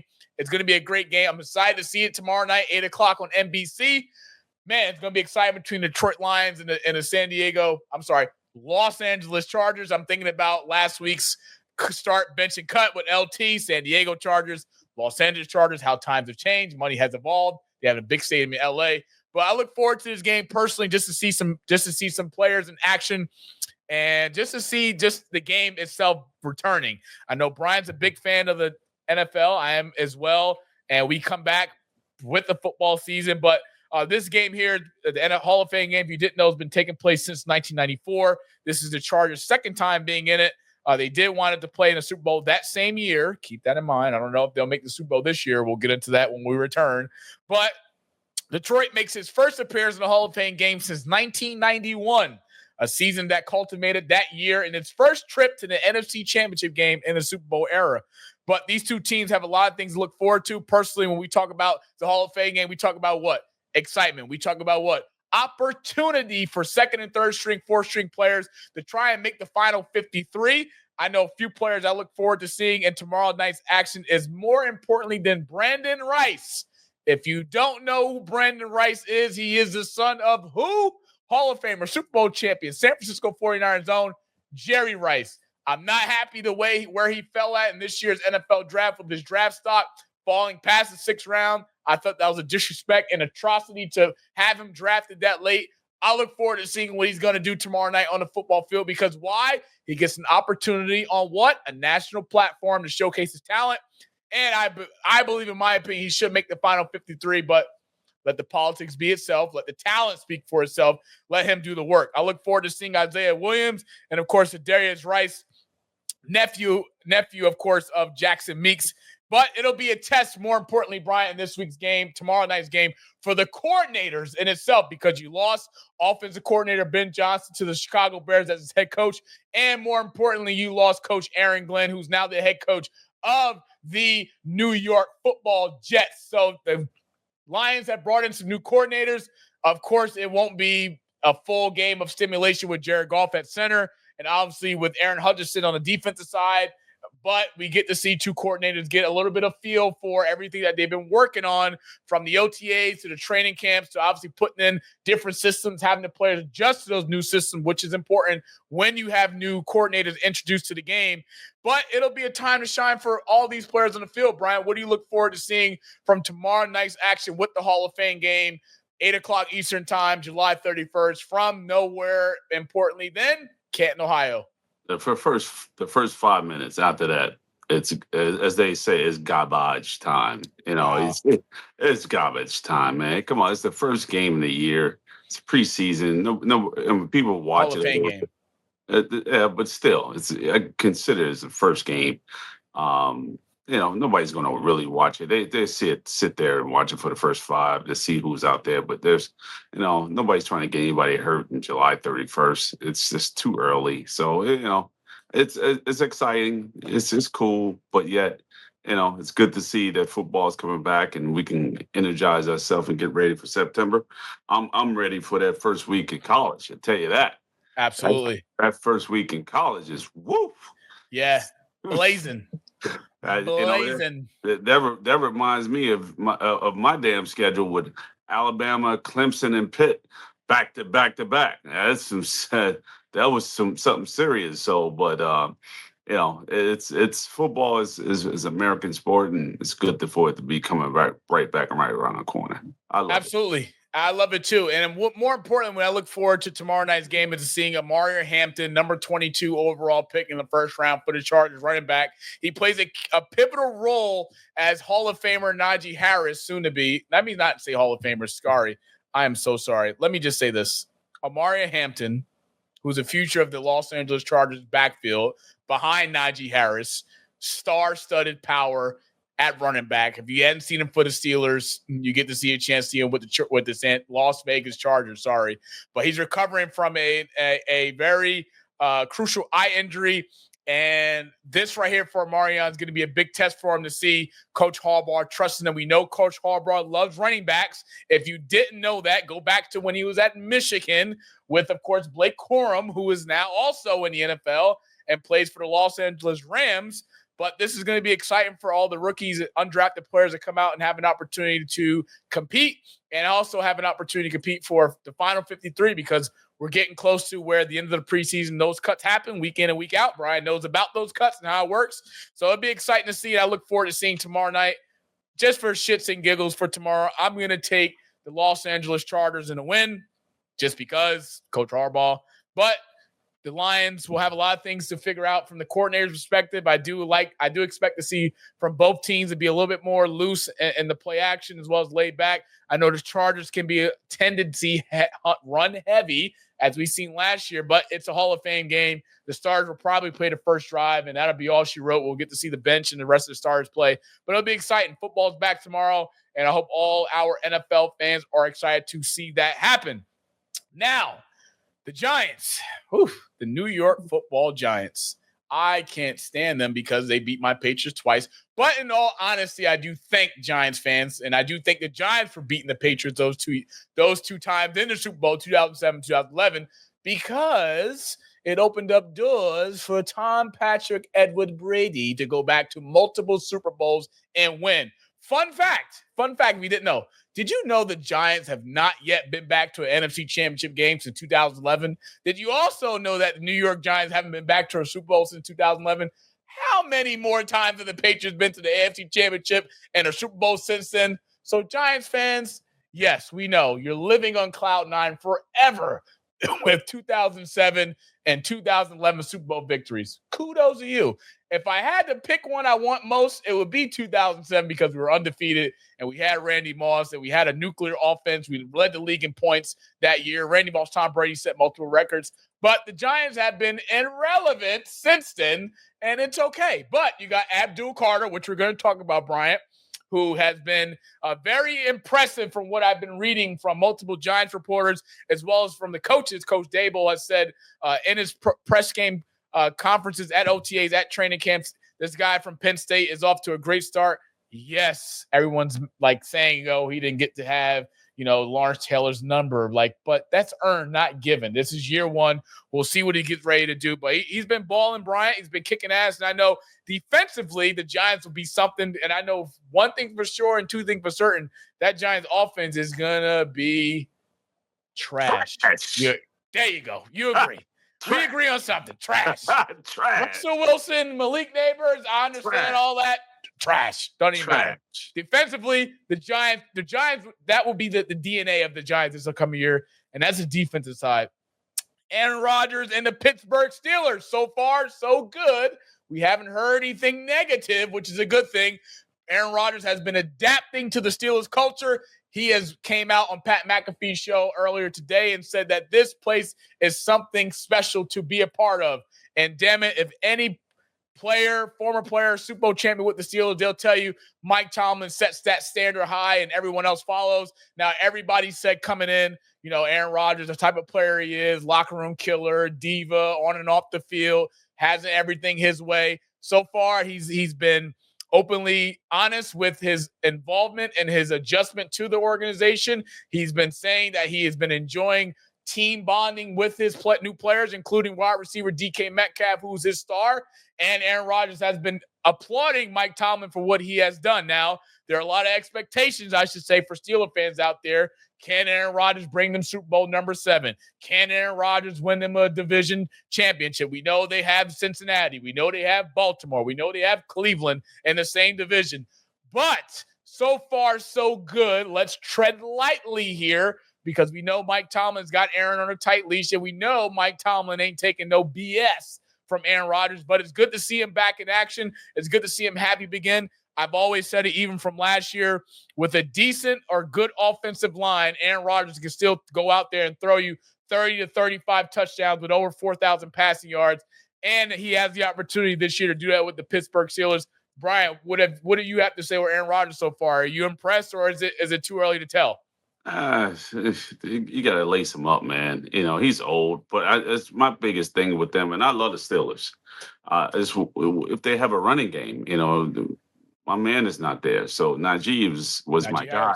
Yeah, fantasy, that was your guy. Yeah, it was my guy, and now he's gone. And so what type of running game are they going to have to even help him out? Because you just can't throw the ball 100 times a game and run the ball 10. That's what's been going on in the NFL, and everybody's stretching the field, and it's like a bomb shooting off. High scoring games, 63, 62.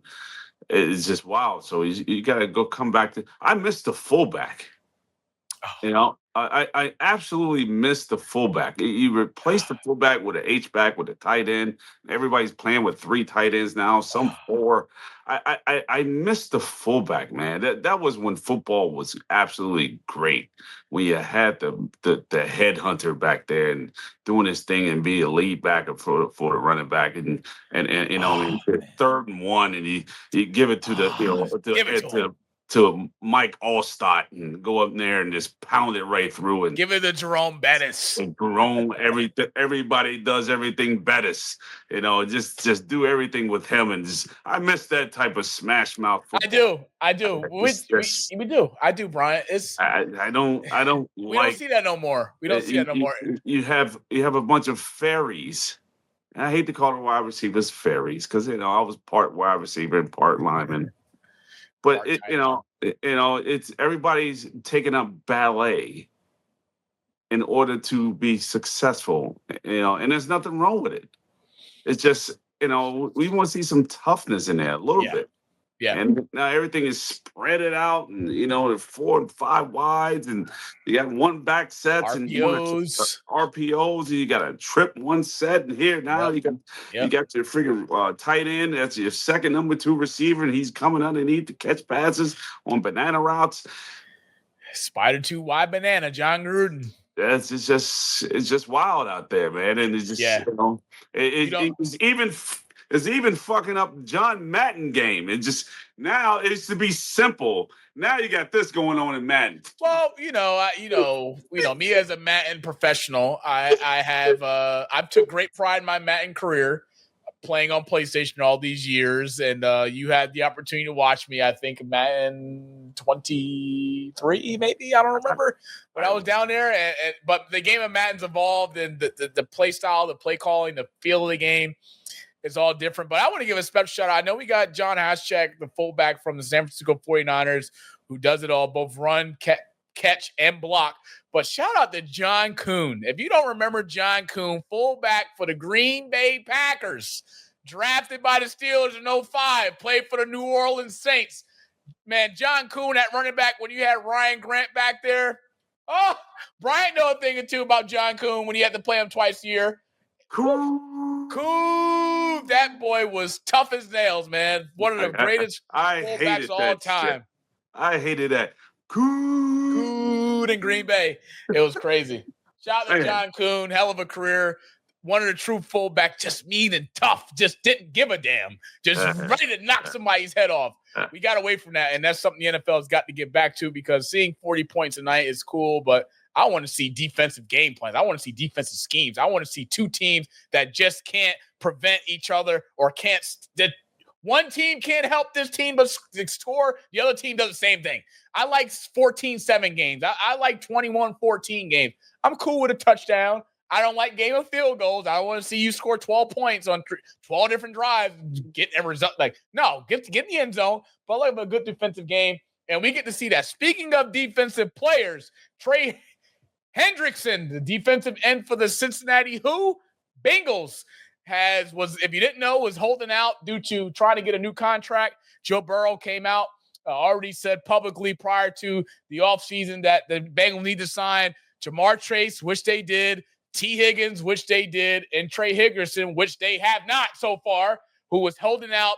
But today was at practice today, didn't practice, was in obviously street clothes. But we talk about Trey Hendrickson, 35 sacks over the last 2 years, by far the best defensive player on the Cincinnati Bengals defense. We talk about players and positions. He can't control the 10 other players behind him or next to him with that front line. He only can control what he does, and that's what Bill Belichick says, do your job. Damn sure does his job. He is a key piece for the Cincinnati Bengals. They just need to pay the man already. I know you got money in the bank, but yet you position your money to the offensive side, but you're forgetting a guy like this, like Trey, who does a damn good job at getting to the quarterback.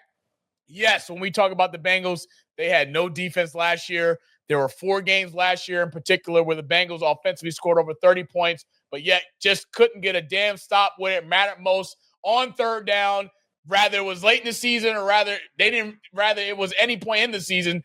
Those 4 games, you look at the Bengals when they scored over 30 points in that particular game, defense was nowhere to be found, because guess what? They gave up 30 points themselves. So defensively, they weren't nothing last year. I don't think the Bengals will be any much more better this year. And if you don't sign Trey Hendrickson to a contract extension, who's getting to the quarterback? Bryant. And guess what? He ain't getting it no time soon. That quarterback have all day back there to throw that damn football. So take care of those who produce week in and week out, day in and day out. Football Sunday, football Monday, Thursday night football, whatever. This guy, Trey Henderson, shows up. He shows out. He balls out. He performs. And damn it, the Bengals front office and that organization need to do it right by Trey. Pay the man. Get a pass rusher that you desperately need. Get a pass rusher that you're going to need on NFL Sundays. And get a guy who can make shit happen, not against one offensive tackle, but damn it, he's done it against two this past year. If you haven't, go check the tape. Pay the man. Deserves every single penny that's getting ready to come to him. Franchise player. Holds it down. Joe Burrow, the captain of the Cincinnati Bengals ship, has spoken. Now, damn it, do what your job and sign the goddamn check. The hell with the salary cap. The hell with the luxury tax, whatever. Get Trey Henderson in black and white. Pay the man and see you on Football Sunday, because the Bengals are going to be exciting to watch this year again. Hopefully they can get up to a better start this year, but we'll talk about that once we return. Can't give you too much on episode 29. But, Bryant, you weren't scheduled to be here tonight. And I like me, popping up. I had the entire show tonight, which was good because we're doing damn better than what we did before. Just saying. Chris will tell you. And, I was able to come up with some creative things for tonight's show to put things in place with your absence to make sure we carry the Bryant Garvin spirit on episode 29 in the rewind in highly good fashion. But now you get to be on the opposite end of Monty's hot take. Oh. You get to be on the other side because you weren't supposed to be here tonight. So, folks, fans, family, the people, episode 29, before hiatus, it is now time for me, Monty, the captain, El Capitan of the ship. Hot take. Let's go.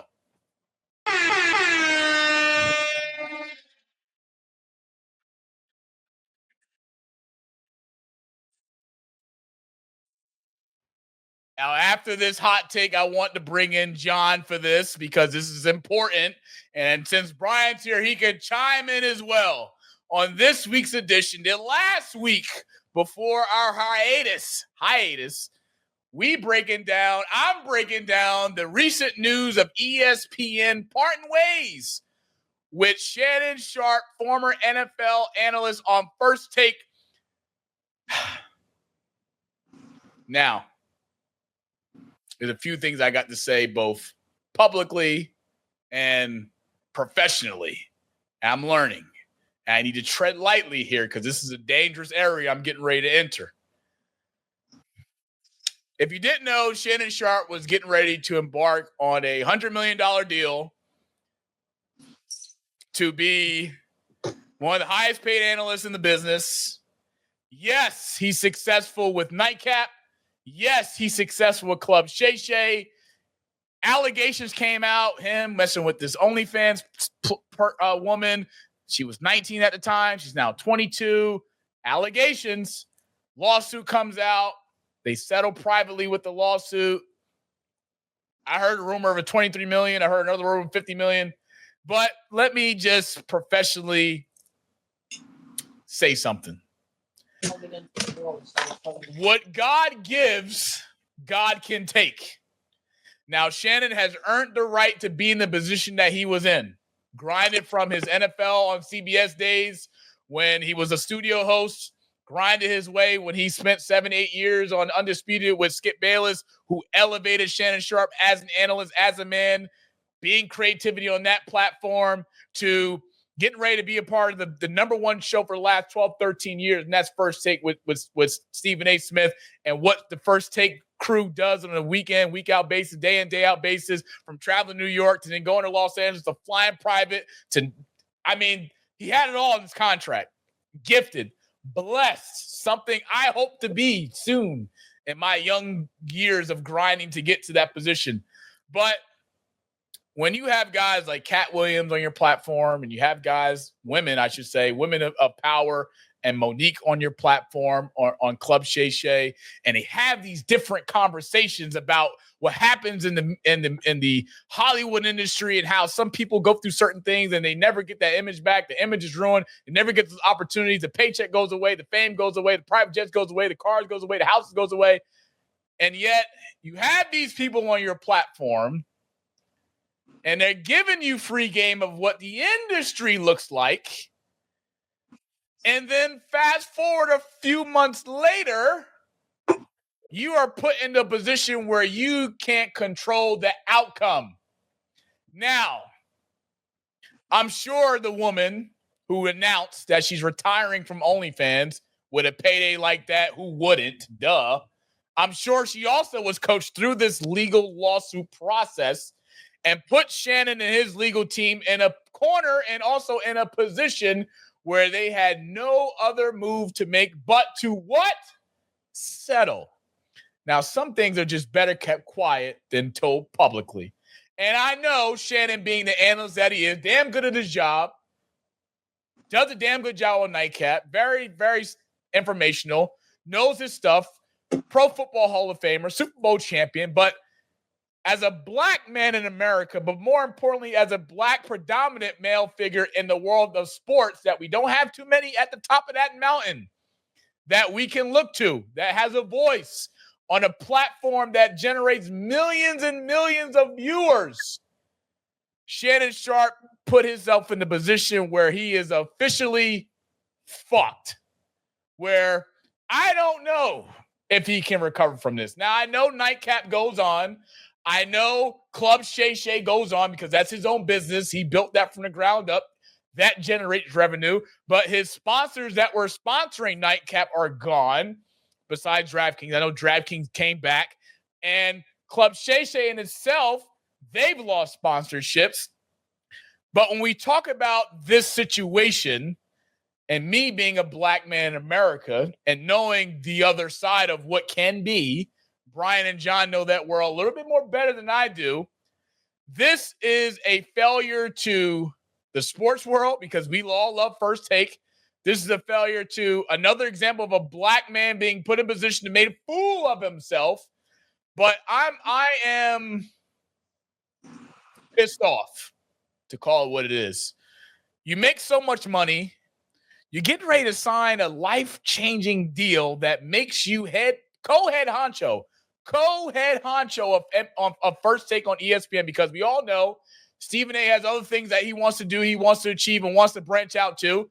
And what better guy to have as your successor on First Take, and that's Shannon Sharpe, to come in to take that seat. Now, we've seen Shannon on ESPN First Take multiple times be the host for the day and did a damn good job and generated a whole lot of viewers from a network perspective to do the damn thing, which he did. But to have those conversations where we know his personality, to joke about women and to joke about the age and to joke about things of that perspective, and 2020 hindsight, fast forward, he's in a situation where he has no control. 22-year-old woman, former OnlyFans star, making a shitload of money in a private lawsuit. ESPN let him go. I'm not sure where this journey now goes. But what I will say is, Shannon, you've disappointed us all, including me as a fan of sports, a fan of First Take, enjoying you watching your 2 days a week on First Take, rather you were in New York or rather you were home virtually. And it's a disgrace and it's a disappointment to folks like me that's trying to aspire to be in the business, but yet knowing what money can do to people and the control and power money you have over certain individuals. Now, I don't know. I'm not a Mozart of the world or Albert Einstein, but any man in that position that's getting ready to sign a $100 million deal, lined up to sign a $100 million deal, doesn't do something that stupid to jeopardize your capital of what you've built, your brand that you have built, your image that is now somewhat destroyed but can be repaired, sponsorships leaving.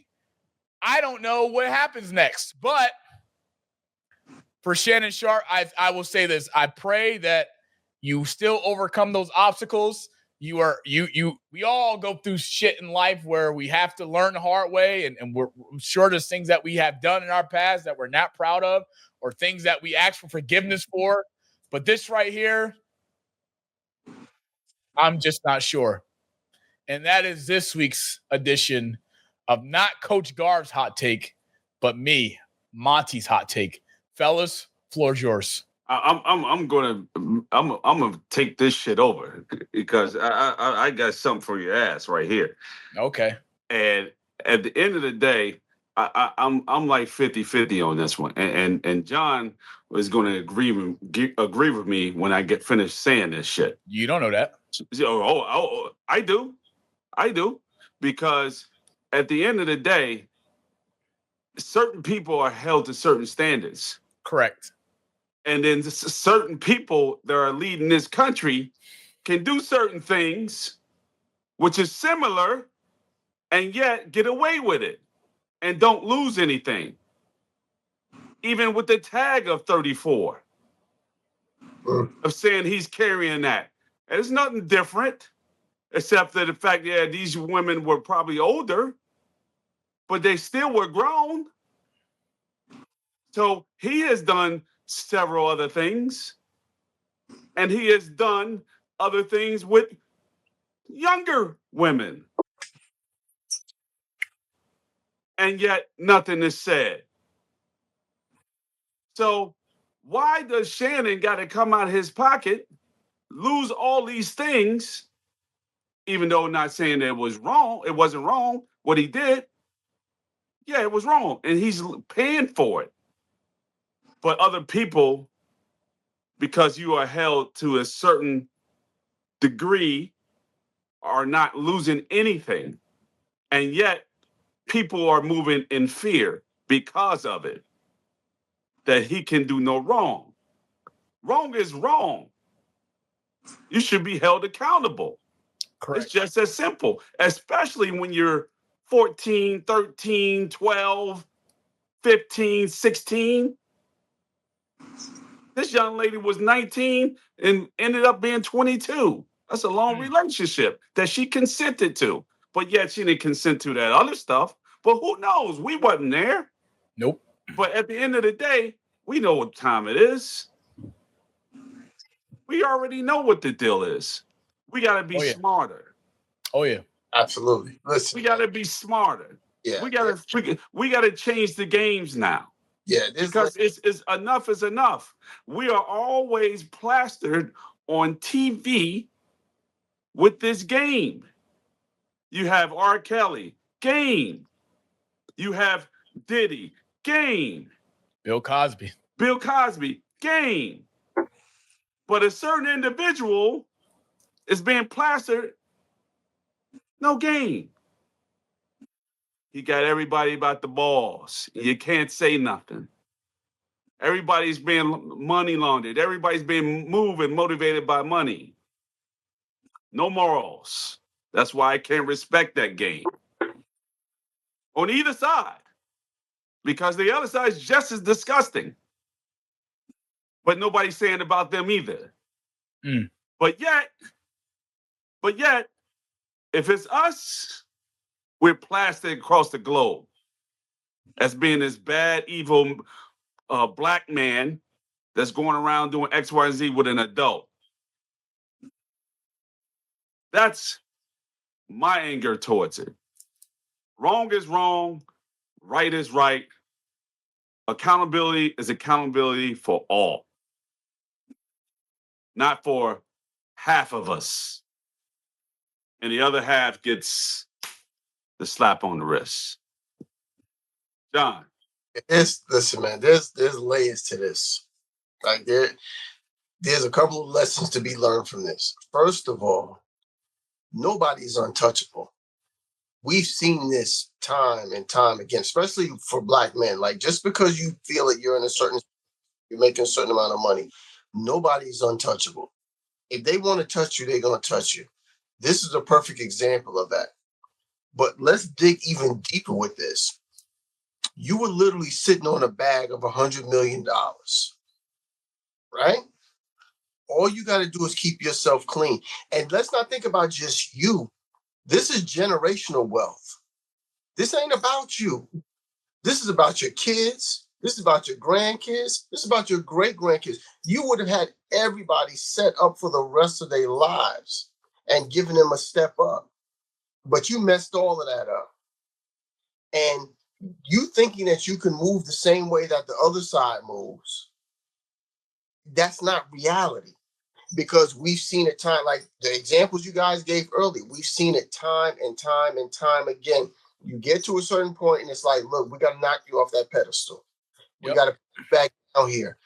That's the reality of it. So your idea and your arrogance of thinking you can't be touched is not reality. And this continues to happen. These dudes continue to fumble the bag. It's like, yo, you guys are dropping generational wealth. You guys are dropping millions and millions of dollars and not understanding that your behavior is not only affecting you, it's affecting your kids, it's affecting your grandkids, it's affecting your great-grandkids. Because listen, the internet don't go away. It's not going anywhere. So these stories and these things that are going on, everybody, this is what part of your legacy is going to be. And these guys don't seem to understand it. And I'm trying to figure out, especially when there's that much money at stake that only a few people can touch. Yes. Fuck that up. Like, what are you thinking? What is going through your mind at this time that you're saying, yo, ESPN is literally about to give me $100 million bag, but I'm gonna be over here doing this foolishness and what have you? Because you know what? Like I said, and a part of this is also another part of it is arrogance, because you don't think you can be touched. You're like, yo, I'm this dude. Like I ain't like the rest of these people. I can do what I want to do, and everybody's gonna be cool with that. No, the fuck they not. Mm-mm. And they're going to put you in your place, whether you want to believe it or not. And we've seen this over and over and over again. They will put you in your place. They will make sure you know where you stand in that hierarchy of how this thing works. So you thinking that, yo, look, man, I'm about to get this bag. They know who I am. They can't do this without me. Yeah, okay. Guess again. Listen, listen. The podcast thing, you can do Club Shay Shay. You can do After Dark. That's not $100 million. No. You're never going to see that money. Nobody is ever going to put that number on a piece of paper for you ever again. But more importantly, John, arguably you could say may not ever see the platform that he was once on ever again. And that's why I was going next, because nobody else is touching you at this point. Listen, reality is this. He would have been better off killing somebody than what he's been accused of and what this stuff is going on. Allegations. Those type of allegations, ain't nobody trying to stand next to that. No. Disney's like, yo, we good on this. We just waited for you to settle this out. And once you settle this out, we straight. We good over here. There's certain allegations that they are not going to stand by. No. He would have been better off being on the street shooting somebody and they've been like, hey, man, look, we going to ride with you till the end of this thing. No, they not doing it. Yeah. I think one of the important things too, John, we talk about this, how, of course, ESPN still had Shannon on the payroll during this process, during the time. They even still, Shannon recently, previously when all this came out, said, he'll be back for NFL football season. He just needs some time away to go through the legal stuff. And I remember you and Bryant said it, that once this stuff happens, like, he's not returning.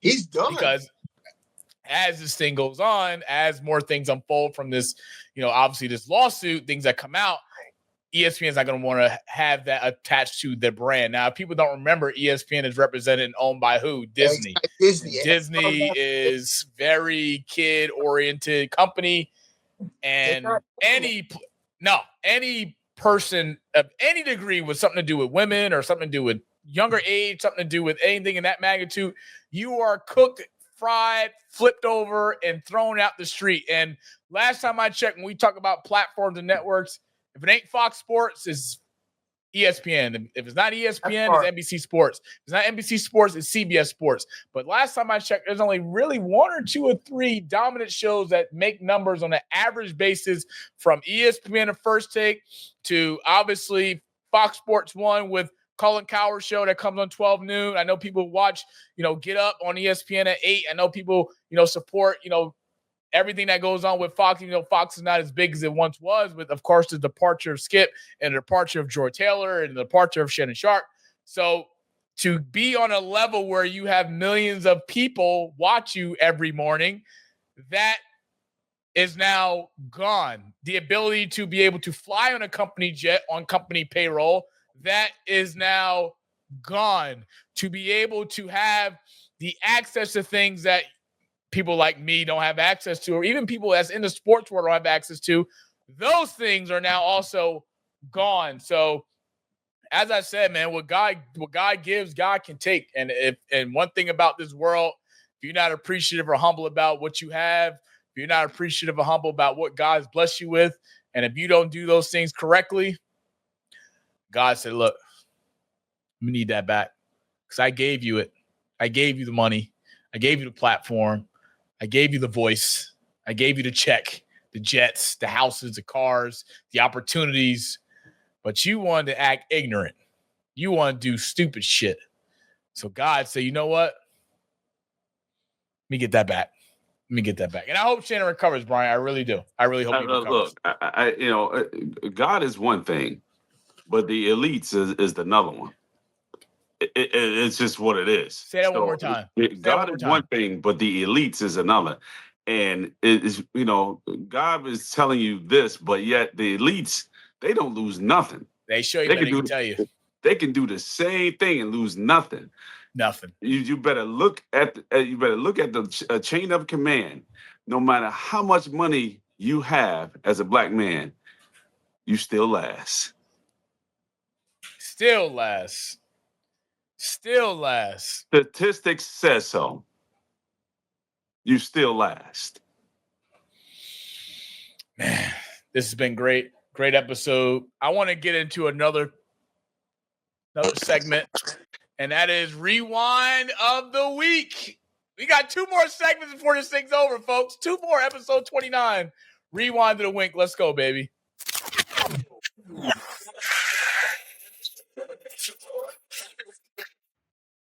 On this week's edition of Rewind of the Week, I know I normally do different things in the sports world, but I think with coming to an end of episode 29, who's well over 2 hours, I'm sure John's definitely getting the bill. We talk about Rewind Week. Let's rewind to give grace and gratitude to all of those from GSE3 brand to the people behind the scenes that have made this vision, that have made this idea of passion of talking sports each and every week to reality each and every week, 29 weeks straight. This segment is just to give thank you, give gratitude and grace to everyone that's played a part in this, John included. And as I said earlier, Brian, John started episode 1 with us when we launched, and somehow, some way, he's ending it with us on episode 29, even though we'll be back in a few weeks. But I want to personally say thank you to everyone, collectively, team effort, from the GSE3 Facebook sports group that we created in 2020 to the admins and moderators that are in there that have played a part in this. And I can say all their names, but we just don't have the time for it. And I love you guys dearly, each and every one of you. To Chris in 1990 Studios, to Pat, our graphic designer, because we started off with one graphic designer. Things just didn't work out from a professional level, and we had to make changes. And by God's timing, we were able to be blessed with Pat, who's came in and have done more than what I've asked and more than what I could imagine with the Rewind. And I am proud of the work that we've done, but more importantly, I'm proud of the work we get to do week in and week out. And I look forward to returning once again, it'll be the same fire, the same intensity, the same passion, the same fuel that I get to smack Bryant around each and every week, having John come on, talk football. Things will be a little bit more differently. We're have some things going on behind closed doors with some deals. We're trying to land some things as far as things that have been on the goal list to achieve.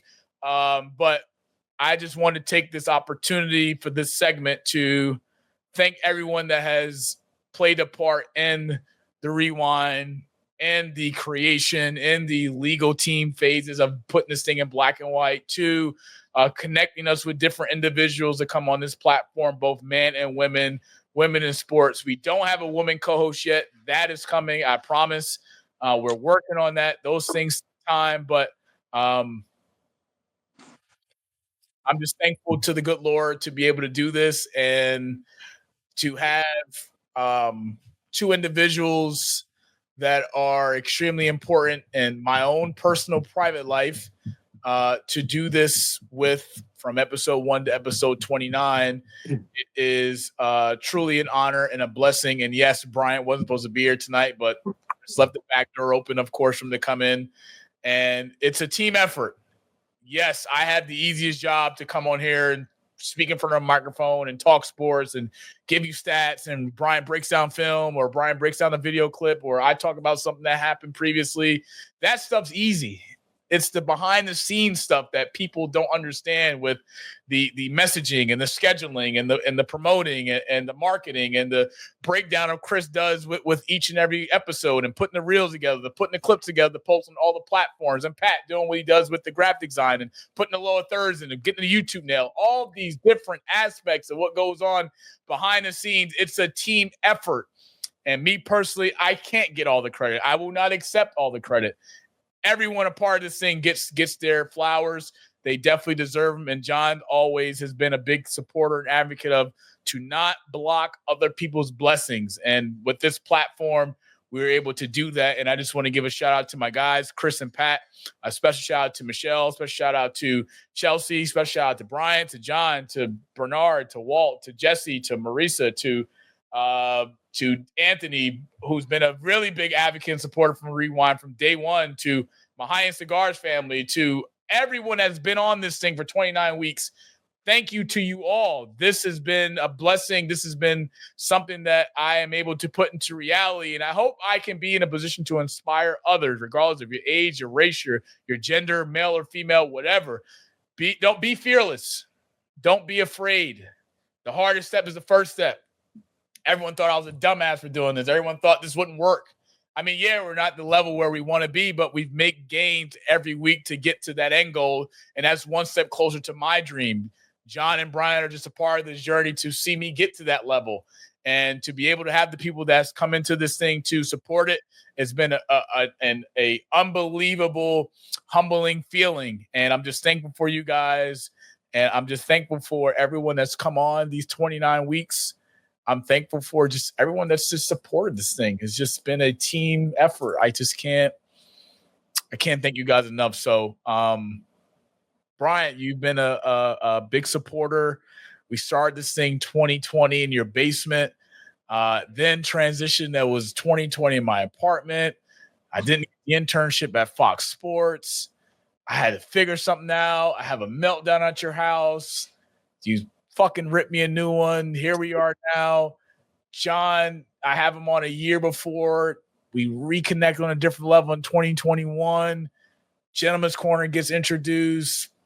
Some individuals didn't want me on, but they wanted the younger person's perspective. I came on and did that for 5 fucking years, sacrificing my Wednesday nights, coming on there, doing what I do best, pivoting to move to Rhode Island, calling Bryant in a hot summer, April or May. Actually, I think it was May. I was in Rhode Island. I was miserable as hell. I had all these ideas. I want to bring this to life. How do we do it? How do we get it done? What does it look like? And one of the first things Brian said to me was, son, you got to move out of Rhode Island because it won't happen there. And John was there through the beginning of Rhode Island, to the end, through all the trials and tribulations. And I thank God for the journey that I'm on, because if it had not been for my experience in Rhode Island, I am not the young man that is in front of you today. If it wasn't for Rhode Island, maybe this is not even an actual reality. I don't know. And God and life has took me on different toll, different streets, different avenues.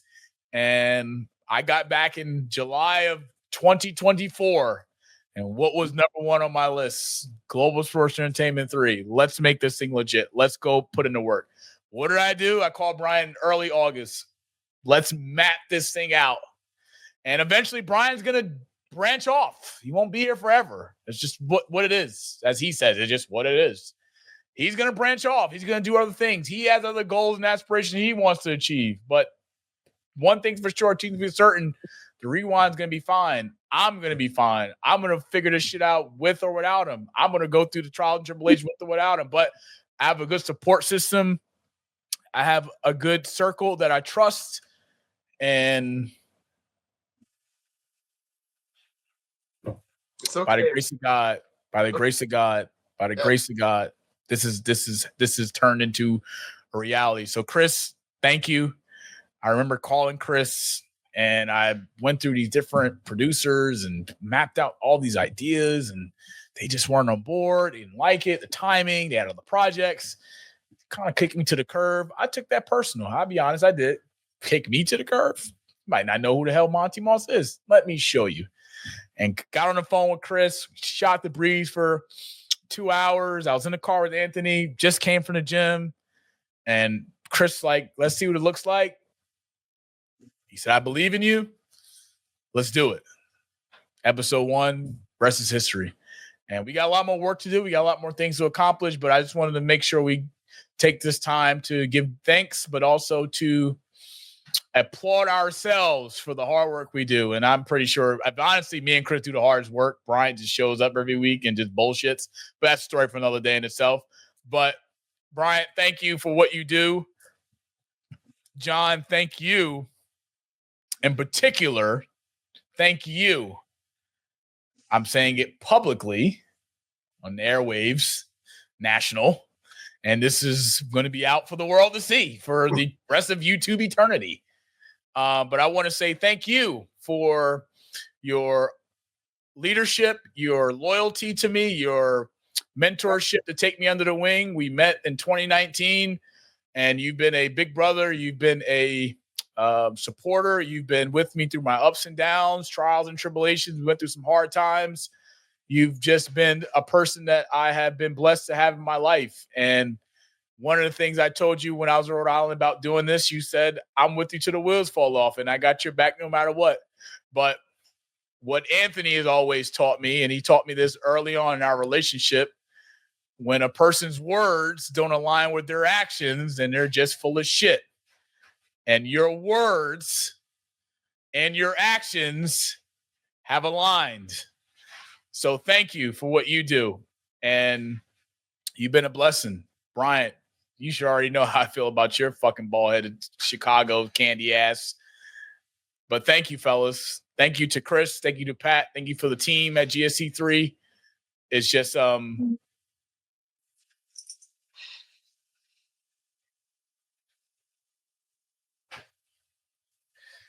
truly an honor to do this each and every week. It's my passion. It's my love. It's my joy. Sports is my life. Being a broadcaster is my life. I eat, sleep, shit, breathe sports 7 days a week. This is what I do. This is what gets me going. This is what fires me up. I can have a great day or a bad day. Having the opportunity to come to the Rewind and do what I do makes things better. And so hopefully sooner or later we can get some money involved, some sponsorships. But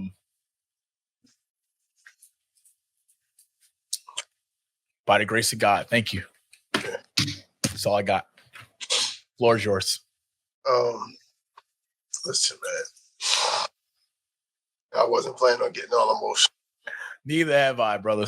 Neither have I. Wasn't.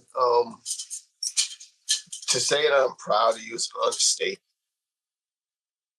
Like, we met, like I said, we started this off on Facebook, and you and I clicked from day one. And I always knew what your passion was and where your strengths were. I just needed you to realize that. And that was one of the reasons why I brought you onto the Gentleman's Corner, because I wanted other people to see you shine, because I saw something special in you, and I still see something special in you. And so the idea that I was able to open up that platform and introduce you to an audience that you might not have normally been able to touch meant everything. And the fact that everybody connected with you so quickly, and they, you had your own legion of fans and people that wanted to rock with you, it told me that my instincts were right. And so knowing that this is what your passion is, and knowing this from the very beginning, to be able to be a part of that journey, and also to watch you grow, not only grow as far as the show is concerned, but grow as a man.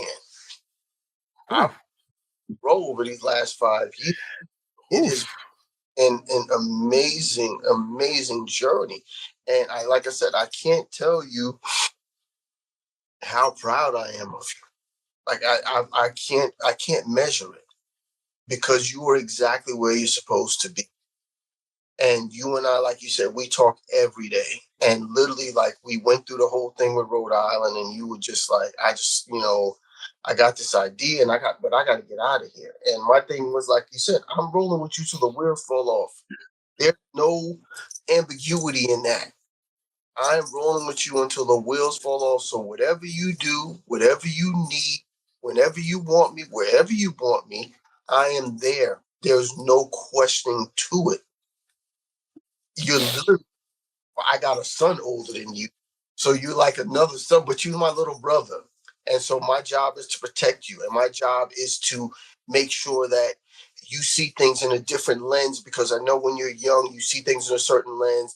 I've lived your life. I've lived your age. You haven't lived mine.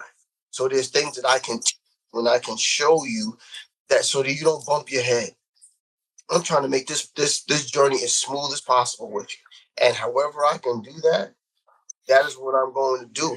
So you never have to worry about my loyalty. You never have to worry about any of that wavering with you. Like I said, this is from the tune to the, listen, man, to the tune.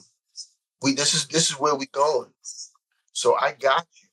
So I just want you to know, like, to see this come to fruition. You did 29 episodes your first season. Think about that. 29 weeks straight. 29 weeks straight, you did this. And you put out a quality product, and you brought on great guests, and it were great conversations. It just shows you that this is where you're supposed to be.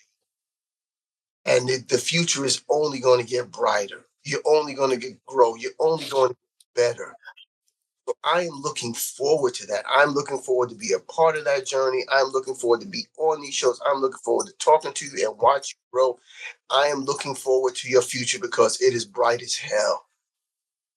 So like I said earlier, put your sunglasses on, because we're not keeping our life for nobody. We not. We out here to do our thing, and we about to get this thing popping. So continue to do what you do. Believe in yourself. Lean on the people that you got around you. You have an amazing group and team around you. Brian, myself, Chris, all of these other people, Walter, all of these people are around you that want to see you succeed. And that is the key to this whole thing. Your team and your true team and the people that really want you to win, they're going to help you do whatever it takes to get there. It's not about, I need this shine, or I need to be on. It's not about that. It's about, my man is doing this thing. And what can I do to help him move this thing forward and for him to shine? That's what it's about. So know that we're all here and we all riding with you. Bro, I love you. I love you too, brother. You already know. So listen, this was just a start. We got more shit to go. There's more to come. So continue doing what you're doing. Continue to dream big. If it doesn't scare you, it's not big enough. That's the reality of it. So I need you to dream huge, because this is about legacy. This is about the mark that you're going to leave on this world going forward. So continue to do what you're doing. Continue to lean on the people that you have with you. and let's go. Let's get this going. Thank you, brother. I love you too, man. Always. See you in a few weeks.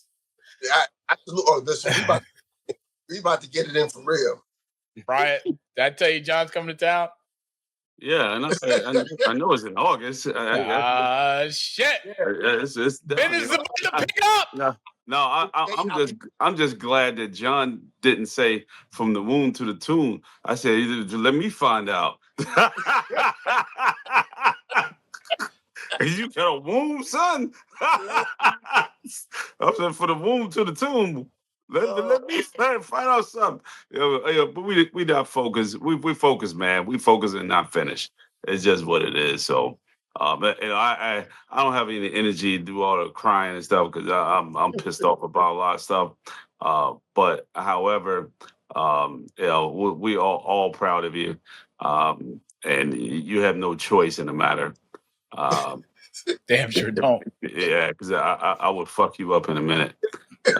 Wow. It's just what it is because just what it is. I don't quit in anything, or I try not to. It's got to defeat me. It's hard to defeat me. And when I had to put up the white flag, I put it up. But you don't have a choice in the matter. So you best might well just get ready for the grind. My old behind. I'm gonna push as long as I can. I like to get myself engaged into a lot of different things, and on your show, and probably on if I slide into John's show and whatever else shows that I like to make people laugh and say some stuff. I say some outlandish shit. See, Monty's like, no. With you, we gonna have to do an after dark special because we can't do your shit during prime time. So we look, great idea. Look, hold on. The numbers will go up higher when I say crazy shit. Oh, listen, that's what I'm saying. We gonna do some after dark shit, so we ain't gotta worry about kids and nothing like that. We gonna just go. Yeah. Ryan don't care about them damn kids. He don't care about them damn kids. Oh my God. It's Susan said, "Fuck them kids." Shout out to Susan, who's another big supporter of me. I love her dearly.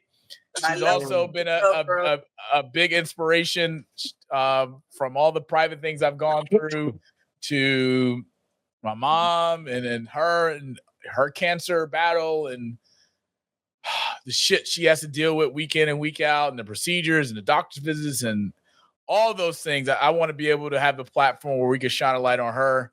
And yes, she may not know sports, but I'm sure at some point we could put some things together along with McLean to bridge the gap somewhere with the two, which we will.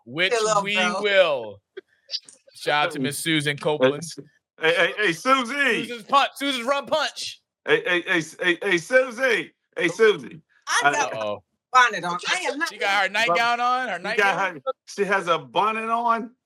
Get in here, girl. Get your sexy ass. Oh! Shit. Damn. I told you I have my bonnet on. Get your sexy self in here, girl. Let the people see you. Hey, there she is. Oh, my batteries. That's it, folks. Oh, okay, that means that's it. That means that's it, folks. We gotta go. We gotta go. But let's get into our last segment, Floss and Moss, episode 29. Let's do this thing how we do best. Chris, I love you. For one more time before we come back, give it to him.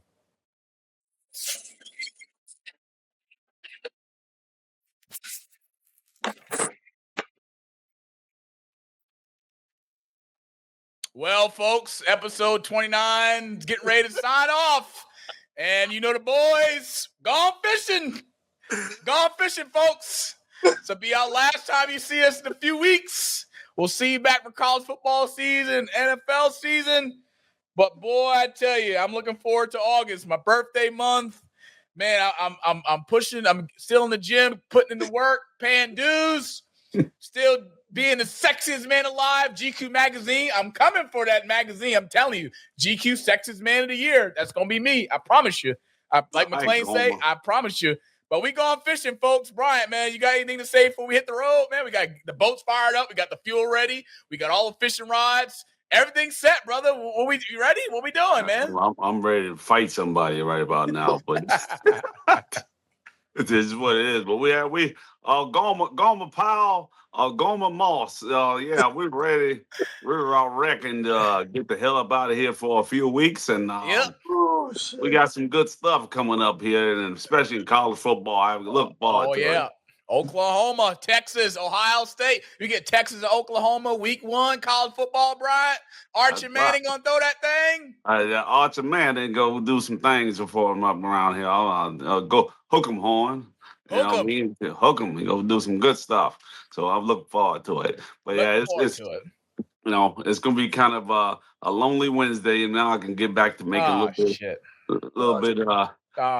some money for a few weeks. It is gonna be a lonely Wednesday. Damn. I'm gonna miss this, man. I'm gonna miss this. I'm gonna miss it. I gotta figure some things out. I got some things out. But the bright side of this, Bryant, with us going fishing, John's coming out with his show tomorrow, 8:00 Eastern time on 5 p.m. Pacific on IG platform. He's got a great guest. Terrence coming on, man. Terrence Porter. He's coming on tomorrow. So while the Rewind's on vacation, we get to tell our people to go support our brother, John Copeland, on IG airwaves. Yes. Oh, man. I'm definitely going to tune in. I'm going to put them in my car because I'll be in my car around that time. I'm listening in and kind of watch it a little bit. Yeah. I don't do those things. I don't drive and try to look, but I'll pull over and listen to a show. It'll be Terrence Porter, man. That's gonna be some stuff there, Joe. Congratulations. That's gonna be a good one. That's gonna be a good one, man. That damn sure gonna be a good one. Absolutely, man. Look forward to that, man. Damn. But you know what? Go ahead. I'm gonna do a special after dark special just for you. Like we're gonna do some Don't know. So yeah, we gonna. So you can be unfiltered and just do your. So we're gonna do that too. Oh, be careful what you ask for. Like I got to give you a platform. So we John, I just want to let you know if he goes on that unfiltered, he may not be able to return here anymore. I just want to let you know that. I'm just giving the platform. And that's fine. Instead of him being on every week, you have to be on once a month with that whatever he goes on unfiltered. But if you want to go viral with the shit he's got to say on the conversations that he wants to have, it's a great person to have, brother. Hey man, damn good. But I will see you brothers in a couple of weeks. I can't wait. Yes, we'll see you tomorrow. We will see you tomorrow night. We will see you tomorrow night virtually. You coming up on the 13th? 13th to the 18th. So we gonna cigars, cognac, the whole shit. Like we gonna get this in for real. Gotcha. If you didn't know, Bryant, we are planning to do something as signatures on the 16th. I'm collabing with Anthony as his birthday is on the same day as me, the 12th. And we're gonna do the damn thing with some members, cigars, champagne, grown sexy stuff, all that. Dress with your summertime fly. I'm gonna drink virgin drinks because that's fine. Drink water. Hey, Chris, can we get that Gone Fishing clip back up? Because Brian, I just want to let you know. I'm prepared before we go to the boat, right? So wait, just in case we don't pack enough. Hold on. He looks straight up like goddamn Gilligan. I brought us a gas tank just in case the boat needs some refueling. We going fishing. We going fishing. We're going out there to catch some sharks, some fishes, some snappers, some salmon. I mean, look, I just want to make sure we prepare. How many gallons is this? Only 2 gallons, but that should be enough for the boat. That should be enough for the boat, right, Brian? We should be good. We should be good. That's it. And I'm gonna sign off on one last thing. You can't. Yes, I can. Men never go broke over the panani. Hey, whoa. Oh, see, that's why we gotta have after dark shit for you. This episode has been brought to you by Global Sports Entertainment 3. However, whatever is disclosed, we don't discuss. But let's go around the room real quick. Final thoughts, final words before we sign off. John, let's start with you. Tomorrow night, episode 1 of J. Cope Conversations. But any final words for episode 29 before we sign off? We going fishing. I want everybody to tune in. We're going to have a good time. It's going to be a great conversation. Everybody's going to take something from this conversation. So I'm looking forward to doing my own thing, seeing everybody there, engaging with everyone. So just come through and let's have some fun. Bryant, last words before we sign off. Focus and not finish. Let's get it rocking. Let's go. Let's do it. I got this. Fellas, want to say thank you to you all. Final words before we sign off for episode 29. Chris, one more solo shot because I just like looking at myself. GQ photo shoot, magazine of the year. Want to say this has been great. This has been a blessing. This has been everything that we have envisioned. Episode 29. We are leaving for a few weeks. That gives you a chance to miss us. Also gives you a chance to miss me, Monty, sexiest man of the year, coming soon. GQ photo shoot, I promise you. But all grace to the good Lord. Of course, I'll continue to say it. Without him, this is not possible. Thank you to all Chris and to the work that 1990 Studios and him do. Man, it's been a blessing. We will get out to Canada to the studio. That is on the list. We will accomplish that. We failed for the first 3 quarters or so. But Q4, we lock in. We get shit done. Bring the boys back. And that's just what we do. So episode 29 has been great. I look forward to episode 30 at a date to be determined. But during this break, I will be golfing more. I will be smoking more cigars. I will be cutting on my alcohol, getting more in the gym, as I always do, paying dues, as I always do, putting in the work, cashing checks, the checks cash, and, just being thankful for a platform that Chris and his team, as well as GSC3 and our team, have been able to merge to build together, and more work to be done. I promise you, you thought the first 29 was something. Mm-hmm. Wait till we see what he's got coming down the pipe next second half of the year of the Rewind, because it's a long grind between week 1 and Super Bowl. Super Bowl's in February, so gotta lace them up again. Shit, here we go again. But thank you, brothers. I appreciate it. Let's bring everybody back. Episode 29, signing off. By far our longest episode. Did you just cut me off? No, I have one more thing to say before we sign off. Hurry up. This is very good. We have a young gentleman. He's very young. Friend of us. He's a son of one of my good friends, Mr. Daniels. His last name is Daniels. I forgot his first name, but yet he's going to post up videos. So he basically get permission from NFL players and basketball players to record them to set up their own videos. And I sent them to you, Monty, to ask you. Right. So we can actually. I approved. Right. And we can actually use his photo prototypes to add on to our show eventually coming up here soon in the next season. So we'll talk about that and how we can use that as well to advance what we got going on. And I think that'll be a good part of it. Good. We'll bridge the gap, and we'll talk about that offline in August. But right now, I'm ready to get out of here because why? There's a bar open with my name on it. Just it's playing. It's late. It's late. It's late. It's late. It is late. It's Wednesday. But we're gonna put in next second half of the Rewind. Do not interrupt me. For every interruption you make, me and Chris gonna have our own little thing going on. All right. I know you fucking lying. All right, this right here. This is. Do you have a mic, sir? I have one. Don't do it. Oh, I know you fucking lying. I'm just playing. If you haven't, please like and subscribe to our YouTube channel at the Rewind_GSC3, as well as follow us on all of our social media platforms at the Rewind_GSC3, Facebook, Instagram, Twitter, TikTok, Apple Podcasts, Spotify, wherever you get your podcasts at. We're on there as well. Subscribe to us. Also, it's been a very absolute honor to have these guys on. Started with John episode 1, finishing with him on episode 29 before we sign off. What better way to go out if you're John Copeland? Doing a damn thing. And just another public service announcement. He will be paying for episode 29's invoice bill tonight. So thank you to that. Crystal sent it to him. However, most importantly, with our YouTube channel in particular, stay tuned through the month of August, as we will be posting our short clip reels as well as different clips on our YouTube channel throughout the month of August, just to keep that algorithm going. So be on the lookout for that. Also, a special thank you to our brother, Chris in 1990 Studios for the work he does each and every week. Thank you, brother Chris, for trusting in my vision, trusting in my plan, trusting in my work, trusting in my work ethic, trusting in my confidence to show up each and every week and do the damn thing. We had one bad episode out of 29. I'm okay with that. I am absolutely okay with that because John can tell you from Gentleman's Corner how many bad episodes we had, but we ain't going to talk about that tonight. That's for another day.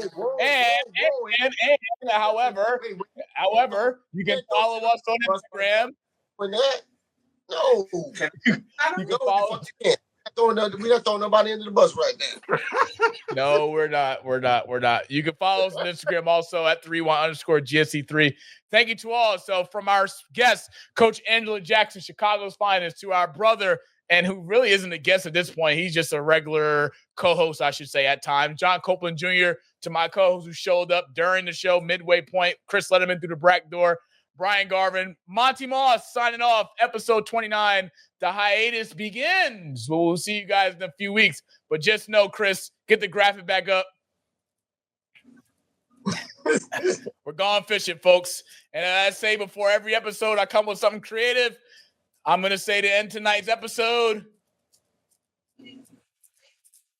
tune in to J. Cope Conversations. I love you, brother. Let's go. Let's go!